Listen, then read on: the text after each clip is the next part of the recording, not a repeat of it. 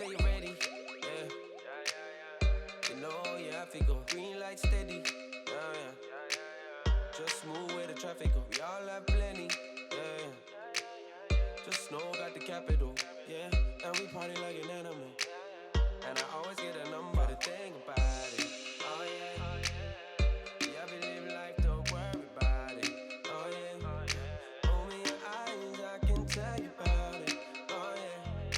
Cause we got the strength, yeah, we have been saying, oh yeah. And we got the time we can spend, yeah. Celebrate, live up your life, yeah. Live up your life, yeah. Live up your life, yeah. Celebrate, live up your life, yeah. Live up your life, yeah. Live up your life, yeah. Aiming for the top, yeah. You gotta aim and take your shot, yeah. Celebrate and live up your life, yeah. Live up your life, yeah. Live up your life, yeah. So everybody toast, you're doing the most. Yo, when the kids stepped in the function, my had racks in abundance. Cause I remember days in the bunk beds, back when I only dreamed of the hundreds. Then it was counting thousands on the mountains, look where we come from. That's why we sit round, have fun. So big man, sit down, have some. Oh yeah, yeah, we live life, don't worry about it. Oh yeah, open your eyes, I can tell you about it.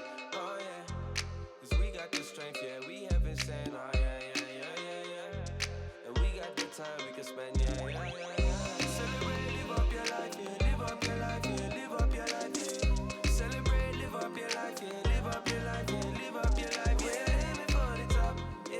You gotta aim and take your shot, yeah. Celebrate and live up your life, yeah. Live up your life, yeah. Live up your life, yeah.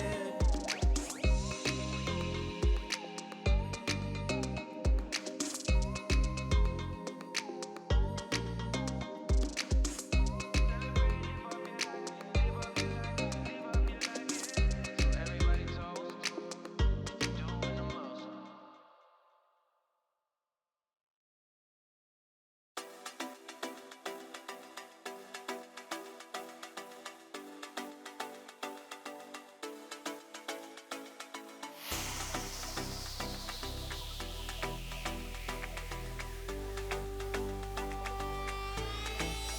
I feel alive when I'm driving through the night.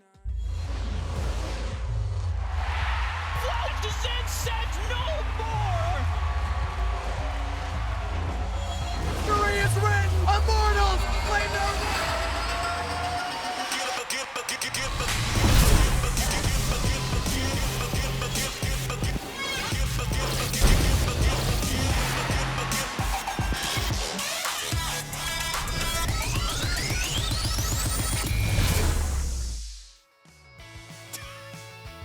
We started with 24 big dreams, but now it's only down to 2 teams. Hello, everyone, and welcome to Icons 2022 Grand Finals. And we're coming to you live from the Suntech Convention Center in Singapore. It's Nova Esports versus J-Team in a best-of-7 series to decide it all. Hello, everyone. I'm Daniel Digon Gonzalez, and it's all hands on deck for the finals. Joining me to break down every single play is Stuart, Omo, and Grandin. And tonight on this stage, the first ever Wild Rift Global Champions will be crowned. And how does that make you feel, Analyst Grandin? Makes me feel great. I don't know how I'm going to perform now that we've seen Analyst Digon. I feel like that's kind of like ruined the taste for everyone. I haven't got to be on the desk just yet. And now we've already seen Analyst Digon. I feel like me coming on, I can only aspire to be as good. No worries, man. I'm sure you're going to paint great pictures for everyone as an analyst. leaving the here. best till last. Right? The best till last. Omo, how about you, man? Yeah, the bar is set extremely high with Analyst Grandin, Analyst Digon over here, so I'm just excited to do my best today. And then, of course, the most wrinkliest brain. It's Stuart here. Thank you for bringing some no more crazy analysis, just straight stats. Stuart stats. Stats. Stuart stats. That's exactly what we're going to get today. But yeah, one whole month of Wild Reactions come down to one day. All right. This is it. Grand Can't Finals. wait. I'm excited. 8 regions were represented, but only 1 remains now in the WRL. But before we break down tonight's match, let's take a look down memory lane of icons as you see the bracket right there of our knockout stage. But I want to ask first, what were some of the biggest surprises from the tournament overall? We'll start with you, Big Stu. My one has to be the Sentinels win over Kwangdong Freaks. The first time that a Western team has taken down Korea, but also the first time a Western team has taken down an Eastern team. This Sentinel squad coming into it Condom Freaks and, you know, Korea, everyone was like, okay, Korea's going to be like the third best region coming into this. But Sentinels were like, we're one step above you. We're one step better than you. And they were the ones that actually knocked them out during the play-ins. Beginnings on the Alistar, Tybe on the Kha'Zix as well was absolutely huge. I love the Sentinel squad as well. I'm really excited to see what they're going to do in the near future during next season. But yeah, that was my huge surprise because first time ever. Yeah, again, I like you picking that one as well. Sentinels getting the win here was such a big step for the WNS, and as you said, for the West, but more specifically, you know, for North America after the original showing Tribes last year. I know you're hinting at here, though. Yeah, all right, cool. And we're not done yet because Analyst Grandin has his point. I think I like this one too, Digon, because my thing for this one was I really like NA's overall improvement coming into Icons again, especially after Horizon Cup. We saw them come in with much better understanding of the game. They still had some good analysis, like some good ideas for what they wanted to get done. Managed to talk to Charm at the end of the competition. He came in and was saying, we wanted to bring in the Mundo. We told our coach, don't ban the Thresh. We'll play the Mundo support instead. I like what they're doing here. It's a big step and a big improvement over drafting 4 ADCs in the game. Now it finally feels like they're on the same playing ground. It's about how to advance beyond that. I'm looking forward to future competition where we get to see NA's improvement. I feel like I had to say it just like, you know, how the bar is extremely high on this desk. Next year, bar is extremely high for NA as well. Yeah, there it is. And that's the hope, right? Again, Immortals getting that revenge victory over Liberty for Sentinels and for North America in that one. But then that leads us to Omo and Omo's surprise of the tournament. What is all this pandering? I don't know what Digon paid you guys to talk about. I'm here to talk about the best Western region, and I think that's going to be Brazil. I feel like the Wild Tour have proven themselves. Their performance throughout the entire Icons has been tremendous, higher than what we expected for sure. I want to shout out especially Omega and Liberty. I think their wins, their performances have been amazing. Omega taking down BRU, Liberty taking down a bunch of NA teams. I think it's just really good stuff from the Brazilian region, and I want to look out for them as the best Western region going forward. Yeah, again, it was a lot of fun, and all North American fans are going to remember this fantastic, great celebration by Liberty after their victory. But then Omega also pulling out the Vayne early on in a meta that wasn't Dragon Lane focused. That was a lot of fun to watch. Yeah, definitely. You know, I'm minding that bot side, the ADC that we saw during this tournament, and them showing as well. I love their passion. You know, I love the Brazilian passion as well from the players, from the coaches as well. Such a fun region to watch. I love Benignus.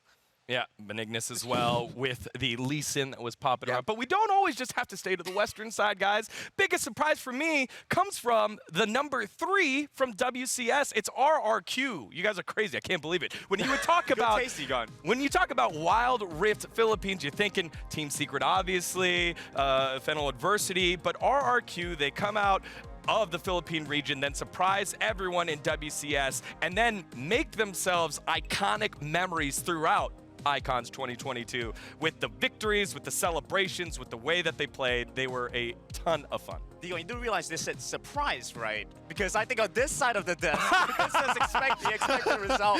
I don't know what to tell you. When they said surprise, I said, well, surely we can't talk about RRQ being this good because they are. Yeah, but look at the personality. There's a lot of personality happening right there. But look at the personality. The other thing about that team was so great was just getting to chat with them as just fans, because again, one of the biggest inspirations for me to get into League of Legends ecosystem overall were the Mineski boys, was EXO, was Kaigu, and just to be able to sit down and chat with them was a lot of fun, and that's what you call fan with benefits. Yeah, I was able to go ahead and chat with them. It was so cool. All right, Icons put a spotlight on some incredible players, but now it's time to talk about some of your favorites. Let's start with you, Stuart. Yeah, they're going to start with me. I'm going to go with Nomel in the bot side, the support, the substitute support coming in as well for Rollster. I think Nomel has stepped up huge. This is originally a mid-lane main coming in to Icons, came in as a sub in the last second as well, and just showed up absolutely huge. His aggression as well, he just didn't have any way of just saying like, oh, I'm going to hold back. I'm just going to go in. I'm going to play aggressive. I'm going to go for the engages. And he, for me, was one of the main reasons why he took down Immortals, why they got the top 8 in the end as well. And it's really exciting to see where he goes now, because now does he go back to the mid lane? Does he like the support role as well? Because I really feel like him and Luna on the boss side were two big players during this tournament for Rollstar. Perfect transition into Omo's pick. And mine too, Omo. Like, Great minds think alike, Egon. You There know it what is. they say. Ah, I wanna yes. talk about Nomel's The pandering continues. You gotta append it to the host. It's how it works. I want to talk about Nomel's lane partner. I want to talk about Luna. I think his performance was exceptional throughout the whole tournament. He was great last year at Horizon Cup. Don't doubt that at all. But the difference this time around is he shows that the team no longer needs to play around him. He's more than capable of just performing by himself, really, with little to no attention from his team. Look at this clip right here. The entirety of Nova wants to kill Luna. Everybody wants to kill Luna, but he positions so well. He's so clean with it. Look at how he even gives us a bit of fan service here, spinning around with the Varus arrows, slicing through the entire opponent team. I think Luna has been one of the standout marksmen for me in this tournament. Yeah. Speaking of iconic, the Varus spin before each piercing arrow. That was great. beautiful. I don't Brandon? see you doing that, Tigon. Not as good.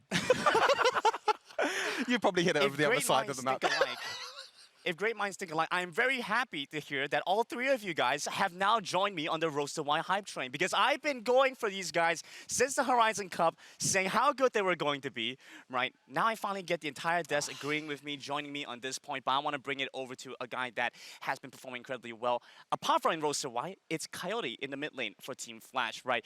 They've come into this competition, he's brought in so much utility for the team, being able to be the hyper carry when you need him to be, being able to play the tank, being able to come in with the Ashe mid. Whatever you need him to do, he gets it done, and he has so much personality while doing it. I love mid laners with utility. I feel like Coyote's able to get so much of it done. And of course, there's one thing about him that I think only Omo can rival him. They both love to touch their hair. I think Coyote's the only one I've ever seen able to rival the number of times Omo has to touch his hair before they go on camera. Cass is about to have a heart attack. That is our makeup artist there. He's like, what are you doing? And you know what? The best part about Coyote? He was right throughout the tournament. It was a 3-0 in their final series. I'm kidding, Coyote. I'm sure Team Flash will be back at the highest level. But we're not the only ones on this wild journey. Time to bring in Rafa, Riku, and TJ, the trio casting today's final. So pop quiz, y'all. What were your favorite moments from Icons? Rafa, go. Well, before we get into the pop quiz, you're going to be the only person that is angering all the Vietnamese fans, Dagon, with that diss to Coyote. But, of course, myself, Riku, and TJ, we've got three favorite moments of our own. Starting with mine, it actually comes from Omega Esports. I'm also jumping in with Omo on the hype train for Brazil. These guys, undoubtedly, the best Western region. I'm calling it cemented here right now. Mark! And now looking towards Wild The betrayal! Hey, man. Brazil put up a pound-for-pound better showing than any other Western region, and this is one of the greatest examples here of that raw power.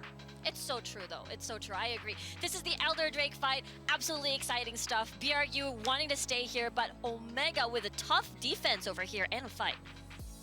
My favorite part about this particular moment is just how much damage Huya is able to soak up, knowing his limits. And everyone's going to be at home like, it's just Garen. Like, it's so easy to pilot Garen. You come here to the international stage, you come play against some of the best Southeast Asian teams that they have to offer. Brazil standing on the international stage, incredibly fierce, and they had no fear whatsoever. And they were a team that were able to develop and show their playstyle that was far different than anyone else's. And I remember watching that fight and going, well, I guess that's it. I guess Omega are going to advance and legitimately beat Buriram, which was a huge upset in our heads. And my moment is another one of those. It's another one of those moments that the entire game hinged on.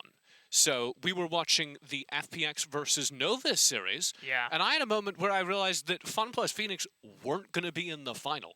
And it came from Remake, who's normally this kind of passive player. He scales up towards the late game. He builds his gold over the course of the game, sometimes even falls behind in lane and then delivers. And boy, did he deliver. This was the Baron steal. Wow. What else? Look at that. Just like it. Boop, boop, boop. Remake has had some of the best Ziggs plays this entire Icons tournament.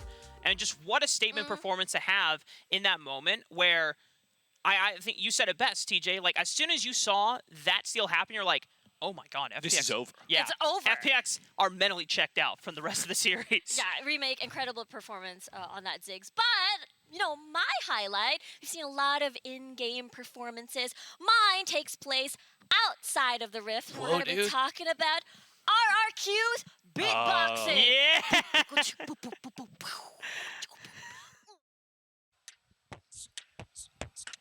Tangina, puro lawin yung microphone. Bawat ano bang kinakain mo sa iyong pinggan. Di menelan man, aktik man, sakit man,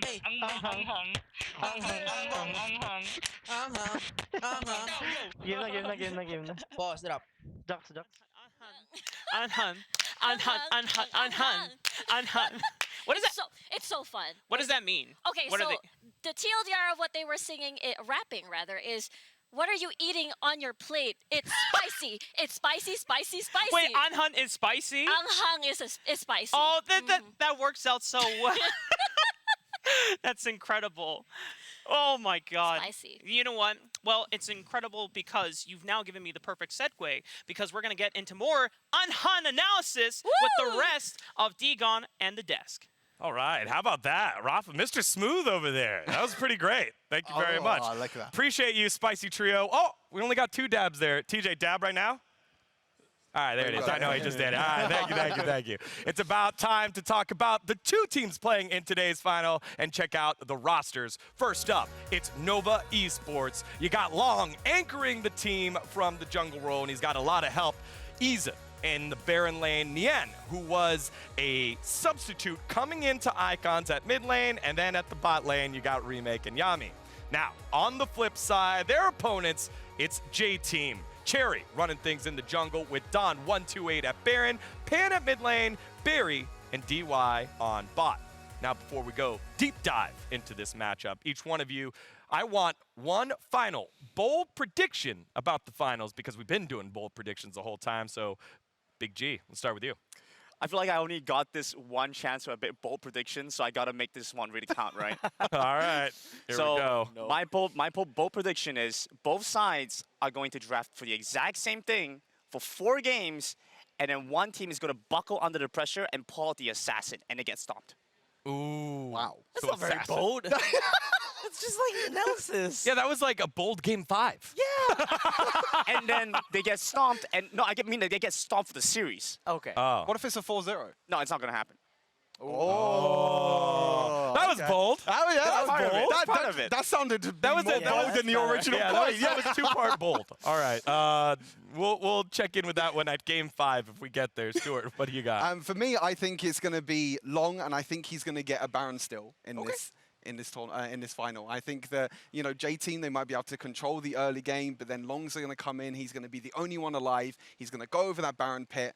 Boom, smite still. That's my bold prediction. That's pretty bold. Again, we had our unofficial MVP votes where all of us casters voted on who we thought the MVP was in every single ballot was Long. Yep. So my bold prediction is Long is going to be the 3rd best player on his team behind Nien and Yami. Give me Nien and Yami on that one. Because Yami, he got called out by Leia, and with Leia saying, no one even knows who you are. You don't make plays, and he stepped up huge. I like his chances there. And Nien on the Corki had very game-changing packages. So Long being the 3rd most. Okay, so a lot. We've got some Nova-sided kind of bold predictions.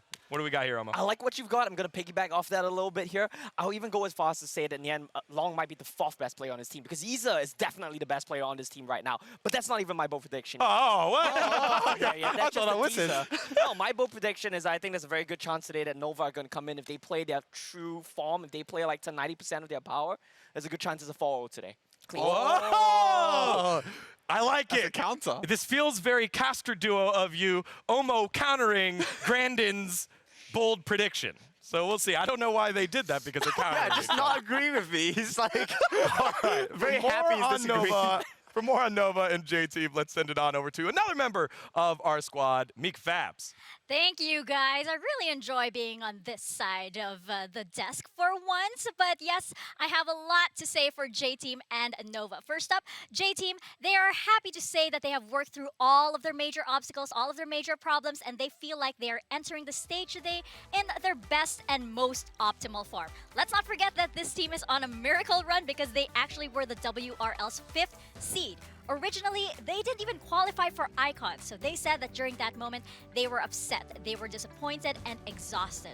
But as fate would have it, they are one grand final away from the championship. And I know what you guys are thinking. Big championship? Is a certain team owner gonna say anything for this team?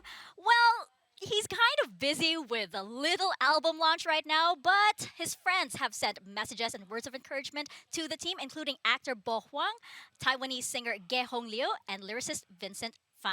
Now, on the other side, for Nova, the both teams actually have a lot of mutual respect for each other. And interestingly enough, J-Team's Dawn and Nova's Long actually are friends IRL. They actually go way back from even before Wild Rift. But speaking of Long, there's actually been a different side to Nova that we've been noticing, wherein, a lot of players like Omo mentioned, Iza has been popping off, Nian has been popping off, but Nova says they haven't actually changed much of their playstyle. Long is still the very heart of Nova. He is still the Nova core, and it will remain that way today. He is in high spirits, by the way, today. He is feeling good. He's feeling very hopeful, and he definitely wants that championship to prove to himself, his team, and the rest of the world that he is indeed the king of the jungle. He was dancing a little during rehearsals. I caught him a little bit, and he was laughing at me because I was trying to photobomb the analyst desk. So, too long, don't read. Everybody's feeling good, teams are feeling good, players are feeling good, so we should be feeling good because it is Grand Finals Day. Back to you guys, Digon. You guys didn't ask me about my favorite moment, by the way. Thanks for that. What is your favorite moment? What's your favorite It moment? was Do actually right the same as Riku's, kind of anticlimactic. It's a beatboxing from RQ. Oh, okay. Thank you very much, Mika, for that breakdown on both the squads. And I like, again, right? Former friends, now enemies for at least this series here between Pan and Long, because both those guys have stepped up for their squads. Look, Digon, I feel like when we take a look back at these two teams, right, they have come into the playing stages. They've had this long journey to get there. Our playoff teams, they came straight into groups, didn't manage to go the distance, right? And it's these teams that have had to struggle. I say struggle, they kind of smashed their way through plates. They've had some rough moments. They've dropped a couple of games. And then from that point on, they managed to really come into it, revitalize, and I feel like are so good coming into finals. I think it actually worked out for Nova as they were the first team from the WRL to lose to another region. Right. Furious Gaming taking them down, and everyone's like, whoa, Nova, they're the number 3 seed. Are they really that strong? Surprise. They're here in the finals. Now, since both of our final 2 teams are from the same region, both heavy hitters from the WRL, they've faced each other before, so they know each other very well. And to break that down, we've got Stuart Stats. Stuart, break it down. Break it down now. That was a good one. Too much, that was a good one. Yeah, we're going to take a look here. So these are all the different stages during the WRL. This is every single time that Nova has played against J-Team in the WRL. First up, in the stage 1, Nova beat J-Team 2-0. And at the end of stage 1, these were the top 2 teams coming into WRL, Nova and J-Team. Then we take a look at stage 2 challenger. Nova again beating J-Team 2-0. Nova at the end of stage 2 finished first, and J-Team finished third. So you can see that at the start of the year, these 2 teams were 2 of the strongest teams going into the WRL season. Sure. And then they both met up with each other in the last chance qualifier, Icon's last chance qualifier, because they weren't able to make it through the playoffs. And Nova again beat them 4-2 in a best of 7. So we're seeing a little bit of a pattern here. Nova have won 3 times in a row, but I feel like, coming into this, it's going to be interesting to see if J-Team can step up or if Nova's going to win again. That's right. No longer luck when you do it 3 times. Oh. So we'll see if fates are to change here. What do you got for us, Brandon? I'll tell you what, Digon, both these teams are trying to paint the same painting right now. A WRL champion, okay. Right? Yeah. But the way to get there are in 2 different styles. Both sides have different emphasis on paints, on techniques. On one side, with Nova, you have an incredible, versatile brushstroke with Long in the jungle. He's able to do so much for your team, create a lot of texture, create a lot of activity on the map. On the other side here, with J-Team, you have so many incredible primary colors. You mix them together, you get so many different combinations. So much on the color spectrum, which is why as a team, they are so colorful. They make so many interesting highlight moments. Stop laughing at me, guys. Make so many interesting highlight moments. Either way, we're going to get an amazing painting at the end of today. L plus ratio plus good. I heard none of that. What? I'm here to talk about the actual game stuff that matters, okay, Digon? Okay. At the start of the tournament, we were saying that best jungler is going to win. Best junglers are what makes the difference here. Well, I feel like we've seen the best junglers. We see Long, he's definitely the best jungler in the world at this point. But I want to look at the best laners now because I think we've gotten to the point in the meta where it's kind of figured out enough that people know what your jungler is going to do. The playstyle is pretty simplified. So now it comes down to the best laners, Dawn, Pan, Barry, and DY, to be the difference makers here for J-Team if they want to make this series close. All right, well there you have it. And what I ascertained from our art history lesson here is that Nova are the paintbrush and J Team are the paints. No, they are the primary colors. They're the primary Yeah, that's the colors. one. Yeah, that's what I got. Lots of different colors and a really nice paint stroke there, brush stroke there. All right, so let's focus on the win conditions for one of these squads. Let's start first with Nova, and we'll start with art history teacher Grandin. Well, here's the thing. After making that whole assessment about how long is that paintbrush and is able to do so much for his team, yes. I think that's only the first step, because to make a painting, you still need the colors to come in, right? And so I think when we take a look back at Long, the focal point should be the rest of his team as well now. They need to step up immensely in all of their individual capacities. I feel like they have been, especially we look towards the top side, Ita has been doing incredibly well. Yep. I feel like we need to move away from Long as that hyper carry. He's going to do well in the jungle for sure. He's done incredibly well in the Lee Sin. But beyond that, we still need to see the rest of his team step up more. For me, I think I'm going to completely, I guess, counter that in a way. Okay. Counter card. But I think that Long is going to be, I think he's the main core of the team. I honestly think he's the one that kind of dictates the pace of the team, that is able to, you know, roam around the jungle, do what he wants, play what he wants as well. And I think this is going to be the main thing for Nova.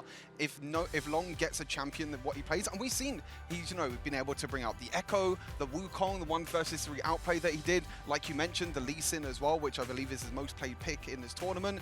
Even though these are not maybe the hyper carries that we expect as they scale into mid and late game, but he's playing champions like Wukong, like Lee Sin, like a hyper carry as well, going in for them crazy late game engages, even though Lee Sin's really an early game jungler. But I honestly feel like if Long gets a champion that he's comfortable with and he likes to play around his team as well and pick champions that help his team, then that could definitely be the difference. All right, so not Long focus, break the tie. What are we doing? It's Long focused. I mean, if you look at the rest of the team, everyone has to step up. Everyone has been stepping up. Iza has been my standout performer for this team. But I feel like the difference maker for a team like Nova has always got to come down to Long. Let him play the slow game. Let them scale up. Let Long farm up. That's exactly how you beat FPX. Just run it back against J-Team. The win condition is already set out for you. All right. Two analysts know best. Two do, but the two makeshift ones kind of agree. Don't say that! My focus is on Iza and Yami. Like, it has to be on those two players because they're the ones whose growth has been the most. When we go back to the loss to Furious Gaming and some of the early matches that they had, it felt like Iza was given resources and wasn't able to help carry. It was either Long had to do it, or they lost, or they didn't look good, or the other team beat themselves. But over the last 2 series, Iza has shown that he can keep up with the best of them. And as I said earlier, Yami has stepped up. I think this FPX series lit a fire under him. He looked fantastic in engaged support specifically. The Rakan looked very, very good. So will they be able to hold up against Don 128 and DY respectively? That's the big question. So those are our win conditions for Nova. Let's flip the script and head on over to J-Team. If we're coach of J-Team, how do they get themselves the win? Let's start with Leonard. I'm not going to talk about paintbrushes and all that, but if you look at the broad strokes of how they won their series against Team Flash, outside of just stomping bot lane with Barry and DY, which is what they did in the quarterfinals as well, what the win condition usually is for them is to get to the mid to late game stages, team fight around Dawn, finding a good flank, and I feel like Dawn has a great understanding of his role in that aspect. One of the best Baron laners at finding these angles to approach the team fight from. Play to that win condition, play to the mid to late game. They're not really going to pressure you in the early game because Nova wants to farm up as well. They want to get Long some gold. They want to get Long some items. So draw for team fighting. I feel like ease of execution, simple team fighting comms are going to win you the series here for J-Team. Yeah, I feel like Dawn, you know, Dawn has been a great player. You know, you talk about the Riven, the Renekton flanks as well. Yeah. I think they've two of them been really, really strong picks. And I feel like when it comes into draft as well, I think Riven's going to be a really, really big priority in the series. All right, we'll keep an eye on that one. Baby G, what you got? Well, I think that we have to look at the laners on the side of J-Team, right? I feel like Pan in the mid lane, if you can't tell already, I love versatile utility-based mid laners. He's done a lot for his team between his games on the Singed against Flash Wolves, between his games as Lucian and Karma, against Team Flash, Yasuo against T1, Riven against TQ. Yep. You know, he's had a wide range of champions come into competition so far. We've seen a lot from him, but we still have more to see from him, I feel like, especially going into the stable matchup. Both sides, I think the mid laners are going to play relatively safe to begin with, and I think the side that's able to perform better in the mid lane is where they manage to find a breaking point to gain an advantage. And I think that's a great thing about a best of 7 as well, is that if you have a player that can play so many different champions, so many different styles as well, that flexibility can sometimes be the difference, because sometimes it could be long games, you know, best of 7s, many picks to come. Always love to get to see the multiple different strategies. That was a great addition there, Stuart. Now it's time for Stuart Stats one more time. Here Bring we it go on. again. Go ahead. For me, it's all about the KDA. I'm going to look at the KDA. We're going to take a look at the stats here. Look at this. Top 3 KDAs in the entire tournament. Where's Berry, Nova? Where's the Nova DY, players? And Pan. I don't see any Nova players in there. These stats are absolutely crazy. You know, Berry, the Dragon Laner for J-Team, DY, the support as well. You know, surprisingly, a support with the second highest KDA in the entire tournament. You normally think of aggressive supports going in for fights, maybe being the first one that dies as well, because sometimes they're the sacrifice. But these 3 players, Berry, DY, and Pan, having the 3 highest KDAs in the entire tournament when they've played 16 games as well in this tournament as well is absolutely crazy stats. Well, I think we've had enough about all that. We've talked about the stats. We've talked about the win conditions. We've talked about the analysis. But I'm here to give you guys a very ironclad reason as to why J-Team had a chance Ironclad, of winning all today. right. Ironclad. Can't wait. If you look at J-Team's performances and the timing at which they spiked and trioed Team Flash, I think it's no coincidence that it came around the same time that J-Team's owner, Jay Chow, dropped his first album in 6 years. Owner buff is not a joke, guys. If the buff still holds strong here today, I have high hopes in J-Team to pull out a dub against Nova. It all comes down to the Jay Chow buff. Let's see if it's still running here today. That's incredible. Shouts out to production. That's great Photoshop. Photoshop. That's great Photoshop skills at the highest level. Well, the J-Cho buff in full effect now. Okay, let's focus on the specific head-to-head matchups that we wanted to see. Stuart and I wanted to focus on Cherry and Long because obviously both these junglers, very impactful. Yeah, for sure. But the great thing about Cherry and Long is they're different play styles as well. You know, Long is sometimes what we call of like a curry jungler. Cherry is completely opposite. Cherry is more of a defensive jungler, more of a jungler that loves to play these utility junglers. Like the Wukong has been such a big priority pick for him as well. We can see the stats on the screen as well. I picked these stats because these are quite interesting stats. I think, you know, the gold difference is such a huge thing to look at as well. You see Long, he has the highest gold difference at 12 minutes, an average of 1,454 gold at 12 minutes into the game, which is absolutely incredible. On the other side, Cherry in the early game doesn't really do too much, but as the game goes on, he starts to get a bit of a goal difference. You know, at 12 minutes, it's absolutely huge. You know, that's really where the spike comes for Wukong and the jungler like Cherry. Quick point. Hey, but does his team have 3 people in the top KDAs? He does. True. There you go. Well, we'll see how both those junglers do as the key matchup for all of us here. Now, we've done all the analysis we can. We've covered every angle, even the J-Cho angle. So, it's now time for our predictions. All of us have 4-2, but not for the same teams. Oh, no! I was granted! I put Nova! Clear my name here! Jason, Really? Oh, all right. Remember, I lost my mind. I bought into the J Chow. I trust in J-Team. All They've right. lost every single time, but let's go. Here we go. Our predictions are locked in, which means that's the end of the Icons 2022 pre-show. Time for the big event. Who's going to be the first champion? Let's find out right now.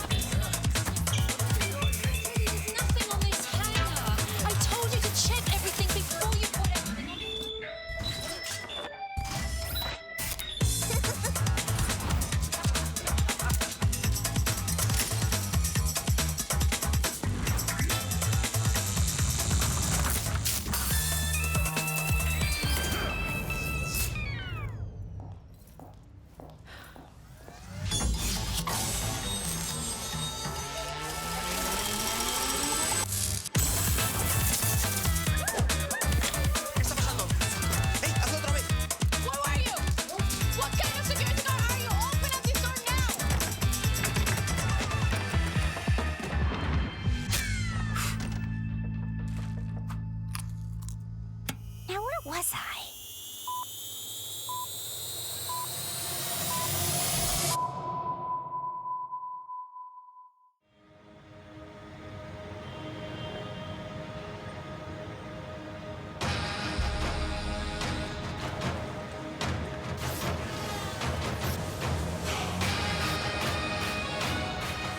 As destiny had foretold by Coyote, a 3-0 sweep for Team Flash.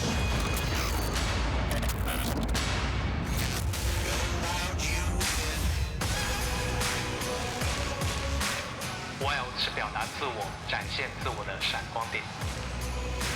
Wild 是永不言弃，无论我们需要做什么。Wild is to embrace our talent, to make the best of what we've got. Wild is to believe in number one, to back ourselves no matter what. But it is OnePlus Phoenix, the #1 team from China, that are looking to become the #1 team of the world. Wild é aproveitar o potencial que sempre devemos tentar impulsionar. Wild é saber que fugir não irá nos salvar, então sempre jogar para matar. Wild is to create ourselves. That's how we reach the sky. Wild is standing up to adversity and look it squarely in the eye. They're going on the Nexus. Nova Esports are prepared to win this one. 와이드란 지더라도 끝까지 다 같이 한 팀으로 싸우는 거다. 와이드란 그 어떤 역경에도 불구하고 쓰러지지 않는다는 사실을 아는 거다.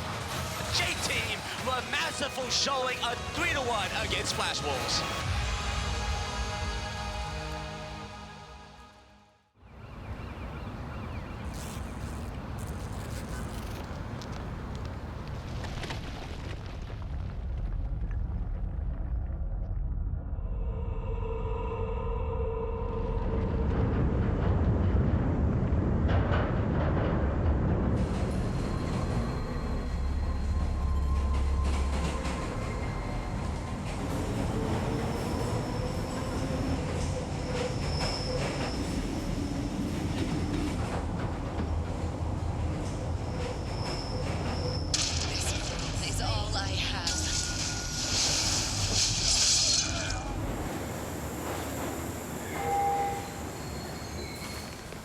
Welcome to Wild Rift.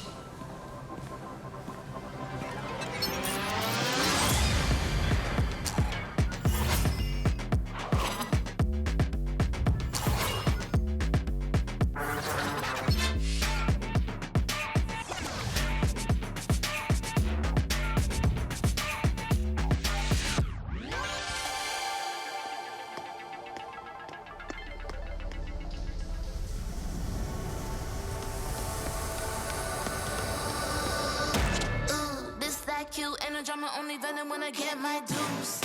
Respect, I'm the next tycoon. Got a pad full of greens, couple M's, my soon. No believer, do you see the confidence? Got some people waiting for me on the fence. I live here, never see me on the fence. Best believer when I win, it's common sense. Designed to fly, defeat, all demise. The best me, no fear, no compromise. 100 degrees, I breathe more to life. You should disconnect and throw in the wise. And a hand that's dangerous. Gotta back it up a high percentage. Got a heart in my sleep, my star. Stepping up to the seat, more shots. Getting those Each in the fire, out in the wild. You can never stop me. Watch me fight, free and it's my time.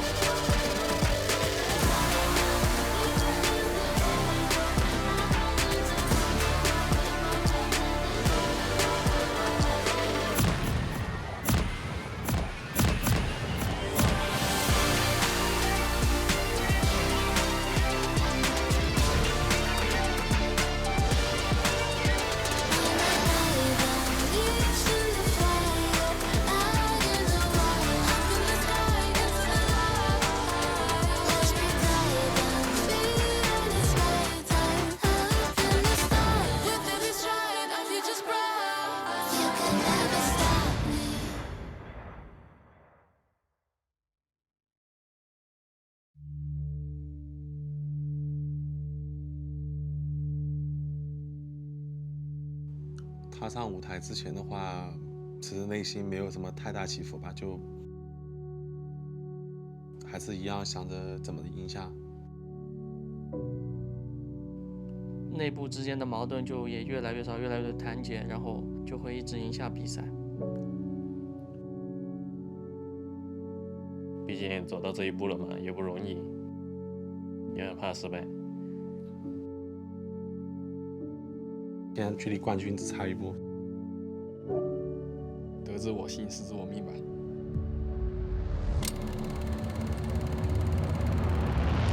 It's been nearly a month of competition.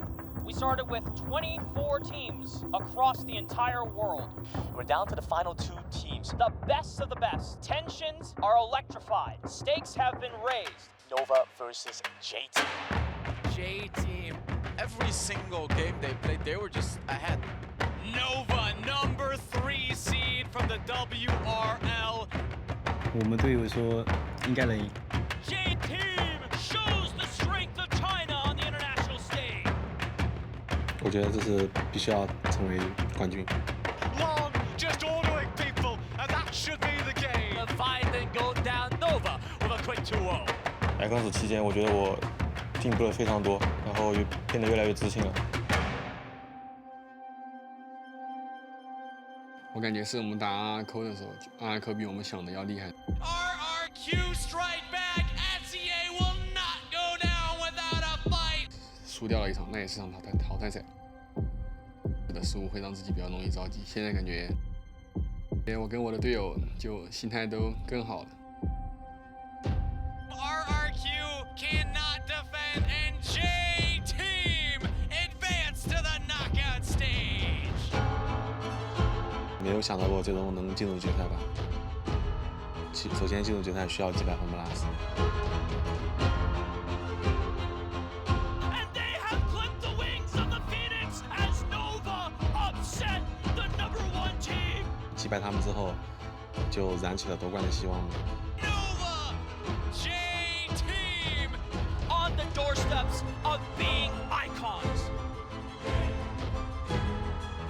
This is the first time where they have felt the stakes never higher than before.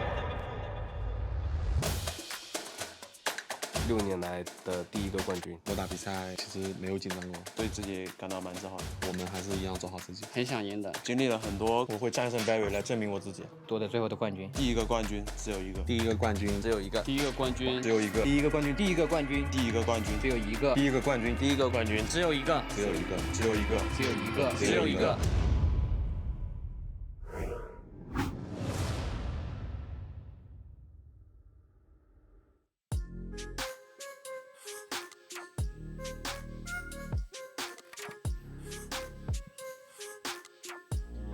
25 days ago, we started with so many teams from around the world, the best of the best.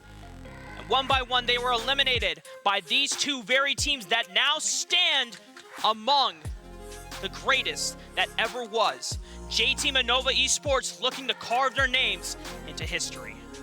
These next moments, these next potentially 7 games will determine who our first world champion is, who our first set of icons are in Wild Rift. And it all starts here over at the draft. They're getting into action immediately. And as we can see, Nova right now removing one of Cherry's best champions, which is the Wukong. I'm excited to see, as we start the draft, immediately such a hard focus on the power picks of these 2 teams, right? J-Team come in, goodbye Lee Sin, goodbye Yumi. No more for you. And it's followed by Singed. These are 2 teams that know each other so well. They played each other multiple times during the regular season. It goes back to what the analyst S was talking about. Brandon specifically pointed out, hey, if you want to shut down Neon early, get the Singed away from him if you are J-Team.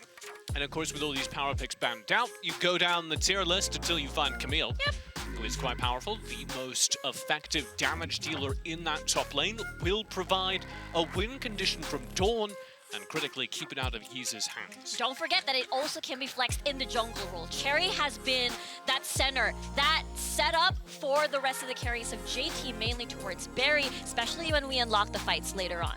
Nova respond with Jax and Corki. Both picks that have been absolutely vital for their success, especially when you look at Neon's Corki game-changing in FPX Series games 1 and 2. So critical that Neon got the Corki, but most interesting here is Long on the Jax. That means, of course, he's not going to have early game damage potential. And normally we see him on things like Lee Sin specifically so that he can carry the early game. This says to me, maybe after what happened to Nova in the FPX series, they're pretty sure that Long isn't going to be able to gank lanes and get a whole bunch of kills early. So they're putting him on a champion that is going to guarantee he has the power to change the game in the late game, after the 15-minute mark. What I want to see from Nova, not from Long specifically, on this Jax to not fall in the 0-7-11 trap last time, where they do not pick champions, no utility to help facilitate Long. Look what J-Team is doing. They're getting Karma, they're getting Galio. Picks that help Long survive in these fights. A classic combo here for J-Team. The Galio marked well with the Camille. You can trap someone with the Hextech Ultimatum. Easy knockup potential. The thing about getting both Karma and Galio for J-Team is it indicates what their entire game plans. This is a team that plays to their AD character. This is a team that plays to Barry. And that is the missing link in this draft so far. This draft so far indicates we're going to see a hard-scaling duelist or a hard-scaling teamfight carry from Barry who can scale into game-winning 5v5 team fights. And I think that's the biggest question, because Nova, look at their bans. They've basically removed Lucian and Olaf as well for Cherry to unlock that big early game. He did play Vayne, he did play Draven in the past, but when you're up against Nova with their composition, are you sure you want to do that? Yeah, and normally you'd look at like a Varus in this draft. Varus not great though as your soul damage dealer. Nope. And we're seeing Remake back on this Orianna, which is such a deadly late game teamfight killer. And I want to flag back to the Last Chance Qualifier series, where Nova recognized when J-Team started coming back, almost taking that series away, it was off of Barry's Orianna. They remember history. They say, we're not letting you have that champion. So here we go, all about the Draven, the Jace coming out here. Yeah, this is super interesting because we're looking for consistent damage and they do not have that. This is a very melee-centric composition where J-Team is going to be all in Nova's face, which is going to be completely interesting because Nova has a similar draft, except the fact that Corki differentiates that dynamic. So what's popping into my head right now is this could mean that the Karma is being played by Barry, and they are playing through mid. They're putting that Jace in mid, playing through Pan, pulling out that Jace. But this would mean that all of their damage was coming from the top side of the map. This would mean that their entire game plan revolved around Dawn Cherry doing the vast majority of the damage. Exactly. J-Team has to win this game early to make sure that their early game carries is able to transition well. And meanwhile for Nova, you're fine if the game transcends into the later stages of the game. You've got Long, you've got Neon on the Corki. J-Team restricting themselves into the early to mid game. So let's talk about the Nova roster, because we do know exactly what's going on there. This is a very late scaling teamfight composition. This is going to do really well at finding isolated picks. This is going to do really well, especially in 5v5 teamfights. Orianna, Corki, the deadliest late game damage dealers in teamfights, joined with a Jax that is, of course, going to be amped up, supported by that Orianna. They are going to be game winning after the 10-minute mark. Both teams looking to load up onto the Rift for the first game of the last series of Season 1 of Wild Rift Esports, the first ever Icons Global Championship. That match will begin to come underway as both of these teams, once again, recognizing they have come so far, their journeys, so much challenges and obstacles to get to this very point. And of course, they've played before. Nova knocked J-Team out of the lower bracket of the Last Chance Qualifier. That's why J-Team only got here on a technicality, because OMG weren't able to make it. They weren't supposed to play on this stage, and they fought their way through the play-ins, and they fought their way here to a grand finals for a chance at revenge. And it wasn't easy. That journey wasn't easy. During the playoffs, knockout stages, they had to knock out Flash Wolves and Team Flash. Two of the best teams coming from the WCS region, and look at them now. Nova Esports on the other side fought their way through the biggest names in China, literally FPX, the team that won the regular season. These two teams both coming all the way from the play-ins played probably the most games you can possibly play to reach finals. And I think it's insane, right? The fact that we're seeing two of these teams come from the play-in stage up until now. No #1 seeds from any of the region for our grand finalists today. So let's start things off with the early game. Both these junglers are pretty late scaling, which means that all of our action is probably going to come from lanes. I'm looking in particular at the early presence in mid, where Pan can get aggressive, and the early presence in the top side, where Dawn can get aggressive. And that's where level 5 comes around for J-Team, because you have the Hextech ultimatum, you have the proper CC to lock targets down. One very aggressive lane that we're looking at is Barry and DY. He's on the Galio, Barry is on a aggressive champion as well. The fact that Remake right now, absolutely squishy, no Archangel Staff just yet, that's going to be a vulnerable lane, and that's why we see Cherry hovering around a little bit at bot.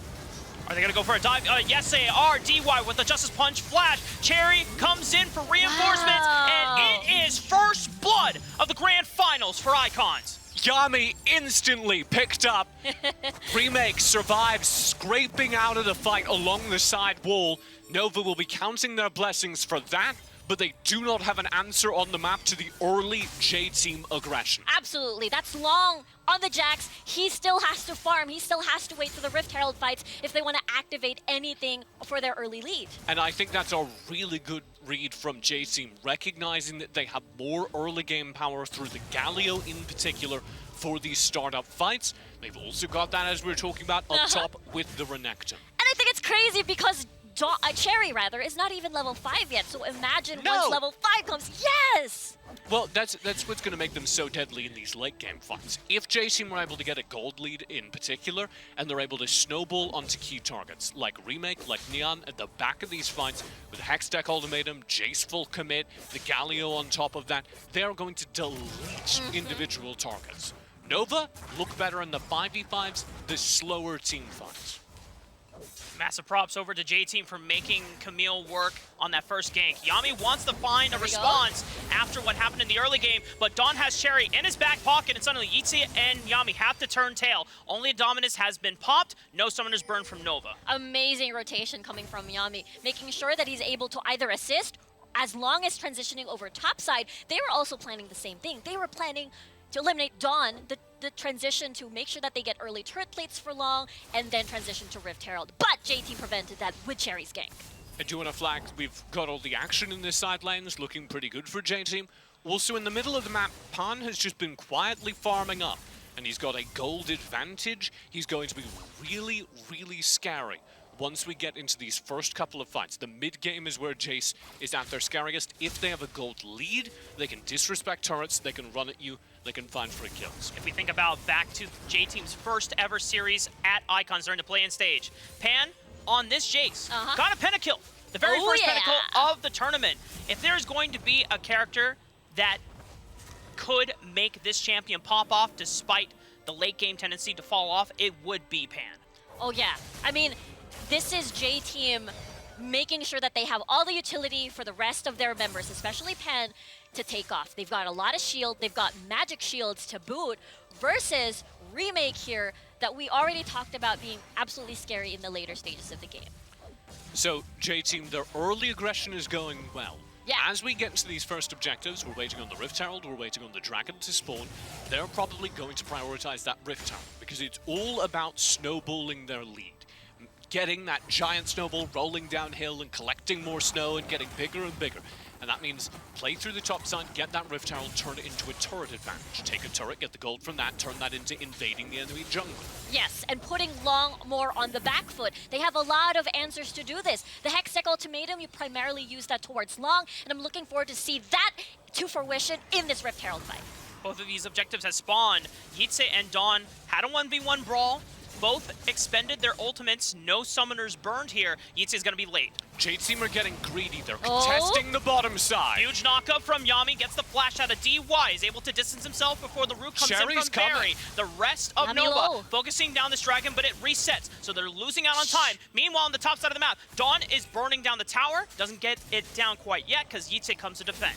Little bit messy. J-Team were trying to burn down that Rift Herald there, and Jerry had to rotate down from the Rift Herald when the fight got sketchy. Now they're trapped in this knockdown, drag-out, stall fight down bottom. when I suspect they just wanted to poke at it while Cherry got the Rift Herald up top. And I feel like there's going to be take 2 of that because DY and Barry are still here. They can have Winds of War, they can poke using the Inner Fire, and they're keeping Nova so busy right now. Yami looks for another knock up here onto Barry, is forced out. Hasn't popped either Exhaust or Flash. Dragon Burn down by Long is secured. Cherry, meanwhile, picks up Rift Herald on the other side of the map. Pan forced to flash away to the left side of the flank. Dawn comes in for the rotate. Cherry almost thinks about diving Yitse, but backs off. But they're also low HP. Here comes the Rift Herald. It's about to crash, and they're going to get First Blood Tower. And they're stalling them. Yeah, they're stalling them, but they're still going to get it. Absolutely. There you go. But look at top side. That's also about to fall. J-Team is getting everything off of the map. This is absolutely fantastic. J-Team have stalled the recalls from Nova. They got so much tempo rewarded for them off of an objective play that only should have been maybe 1 turn at most. Long in trouble. Cherry forced to flash over the wall. Yami! Long spites him down. A very important pickup for Nova Esports because their early game has gone so disastrously wrong. They're almost maybe going to lose this top turret to minions, which should never be happening to a team of this caliber. And this stabilization, Long getting a kill, is the first sign of life they've demonstrated so far. In order to come back into this game at this point, they need to do that. Stall out, slow down the game, play through the side lanes, and get Long individual picks. Yeah, exactly right. This Long having a 500 gold lead more or less is a good sign, especially as long as they slow down the bleed. But if we look at the map state right now, J-Team basically took 3 towers within 1 minute. That is, I count the top tower basically dead. It's basically dead. Yeah, the fact that it's only a 1-for-1 kill on the map, but 2 turrets, that's why we have a 3,000 gold lead netted over for J-Team. And now they're the ones that are in full control of the map as we head into this mid-game. So, perfect situation for J-Team. What are their problems? Well, they get worse as the game goes on. But because they control so much of the map, they can push into the Nova Esports jungle and take away their farm, make it hard for Nova to reach the minion waves to get gold there. So this gold lead should continue to grow because of the advantage J-Team earned on the map, which will nullify the advantage Nova earn as the game goes later. And that's why Nova is having a hard time trying to fight back at the moment because they're always at a numbers disadvantage. You always want some of the members try to wave clear, and this team composition from Nova requires them to be together to make sure that Long and Neon lives. And so you can see that J-Team want to keep this ball rolling. They're pushing in, they're trying to find fights, they're trying to force as many advantages as possible whilst they have the lead. And Nova have a very difficult call to make. At some point here, they need to take a disadvantaged fight, a fight that will not be favored to them, even though it's dangerous, because it is their only way back into the game. And it might be sooner than they would prefer because that next dragon is going to be an Infernal one. If you give that over to J-Team, even the late game scaling power of the champions that Nova have might not be enough for J-Team. But if they wait too long, if they don't fight for this Infernal, then the Infernal goes to them, and even without the Infernal, the gold will just add up. J-Team runs so much of the map that the numbers will get too skewed for them to fight. So they need to take a fight even though they're disadvantaged, and they need to figure out a good way to do it around this Infernal. So far for Nova, right? Like, we're talking about slowing the game for themselves to still remain in this game.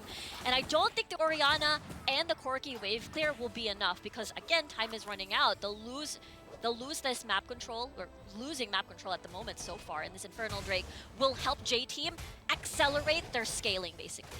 So only way back in is to throw a Haymaker, is for Nova to find a couple members of J-Team called out and force a fight.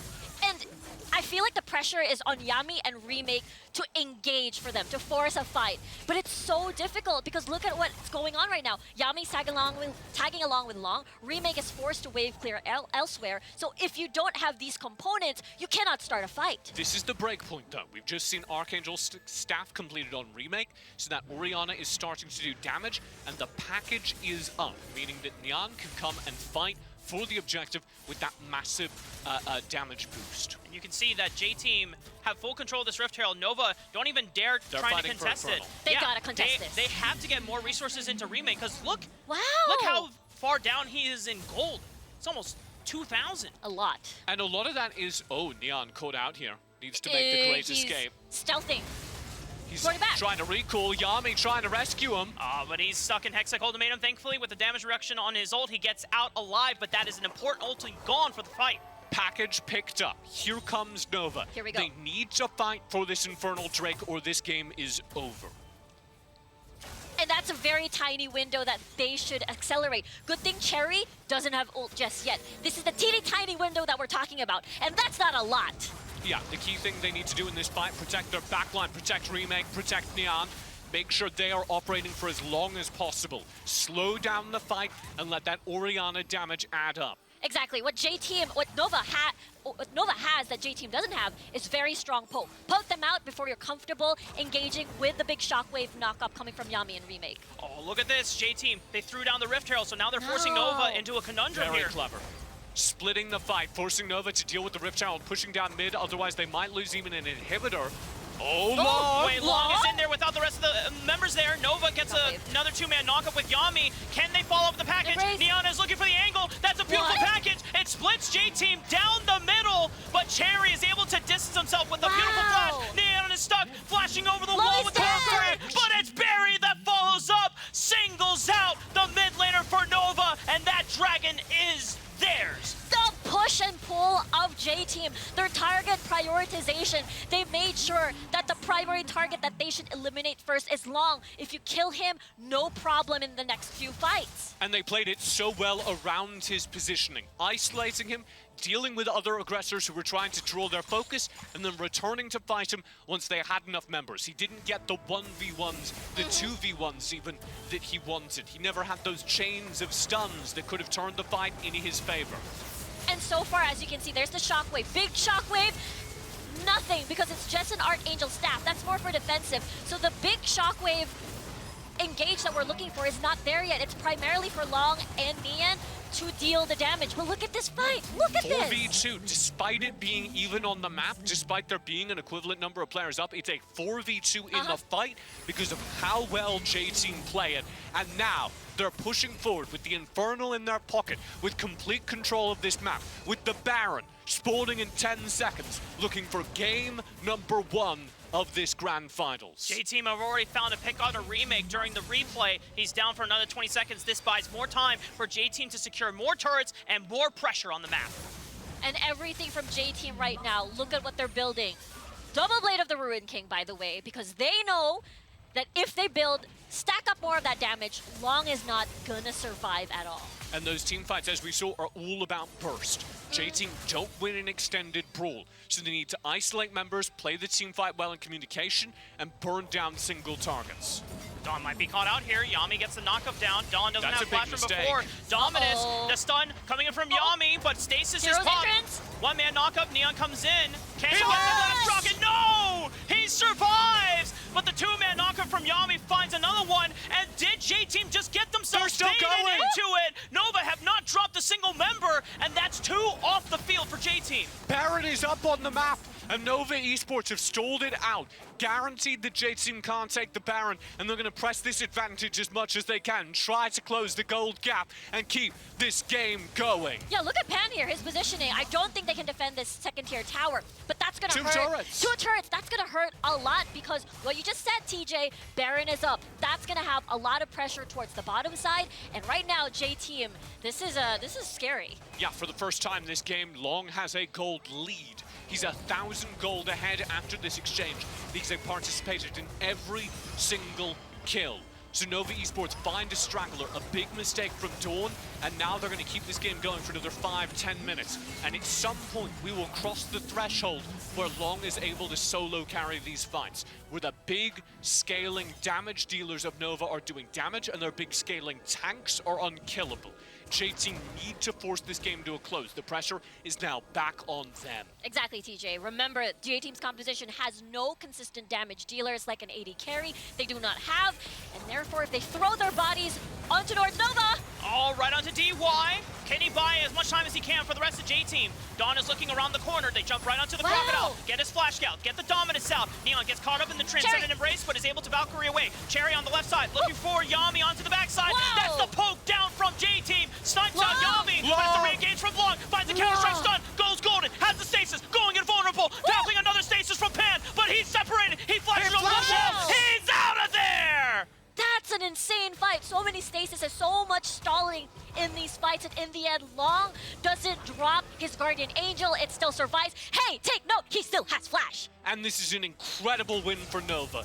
No, they don't leave the fight with an advantage, but they trade support for support, and they delay J-Team taking any kind of significant lead in this game for a couple moments longer. We're now past the 15-minute mark, which means these late-game compositions, these late-game characters are building their third item or hitting their power spikes, and it's going to start to be almost impossible to kill Yami, almost impossible to out-damage Remake and Long in these fights. And the fact that Long, okay, he's naturally gaining power stats, attack stats, and now he's building Death Stance, Guardian Angel, much harder to kill versus Cherry right now, who decides to say, hey, I need to match this defensiveness, and I'm gonna do that. And despite having control of the game, J-Team never took a Baron, never took an inhib, which means this is still anyone's game. And not only do we have the Baron on the map, we also have the Elder Drake on the map in just about 20 seconds, which means that this game, or game one of our grand finals, is going to come down to a 5v5 Elder Dragon fight. I wouldn't have it any other way, guys.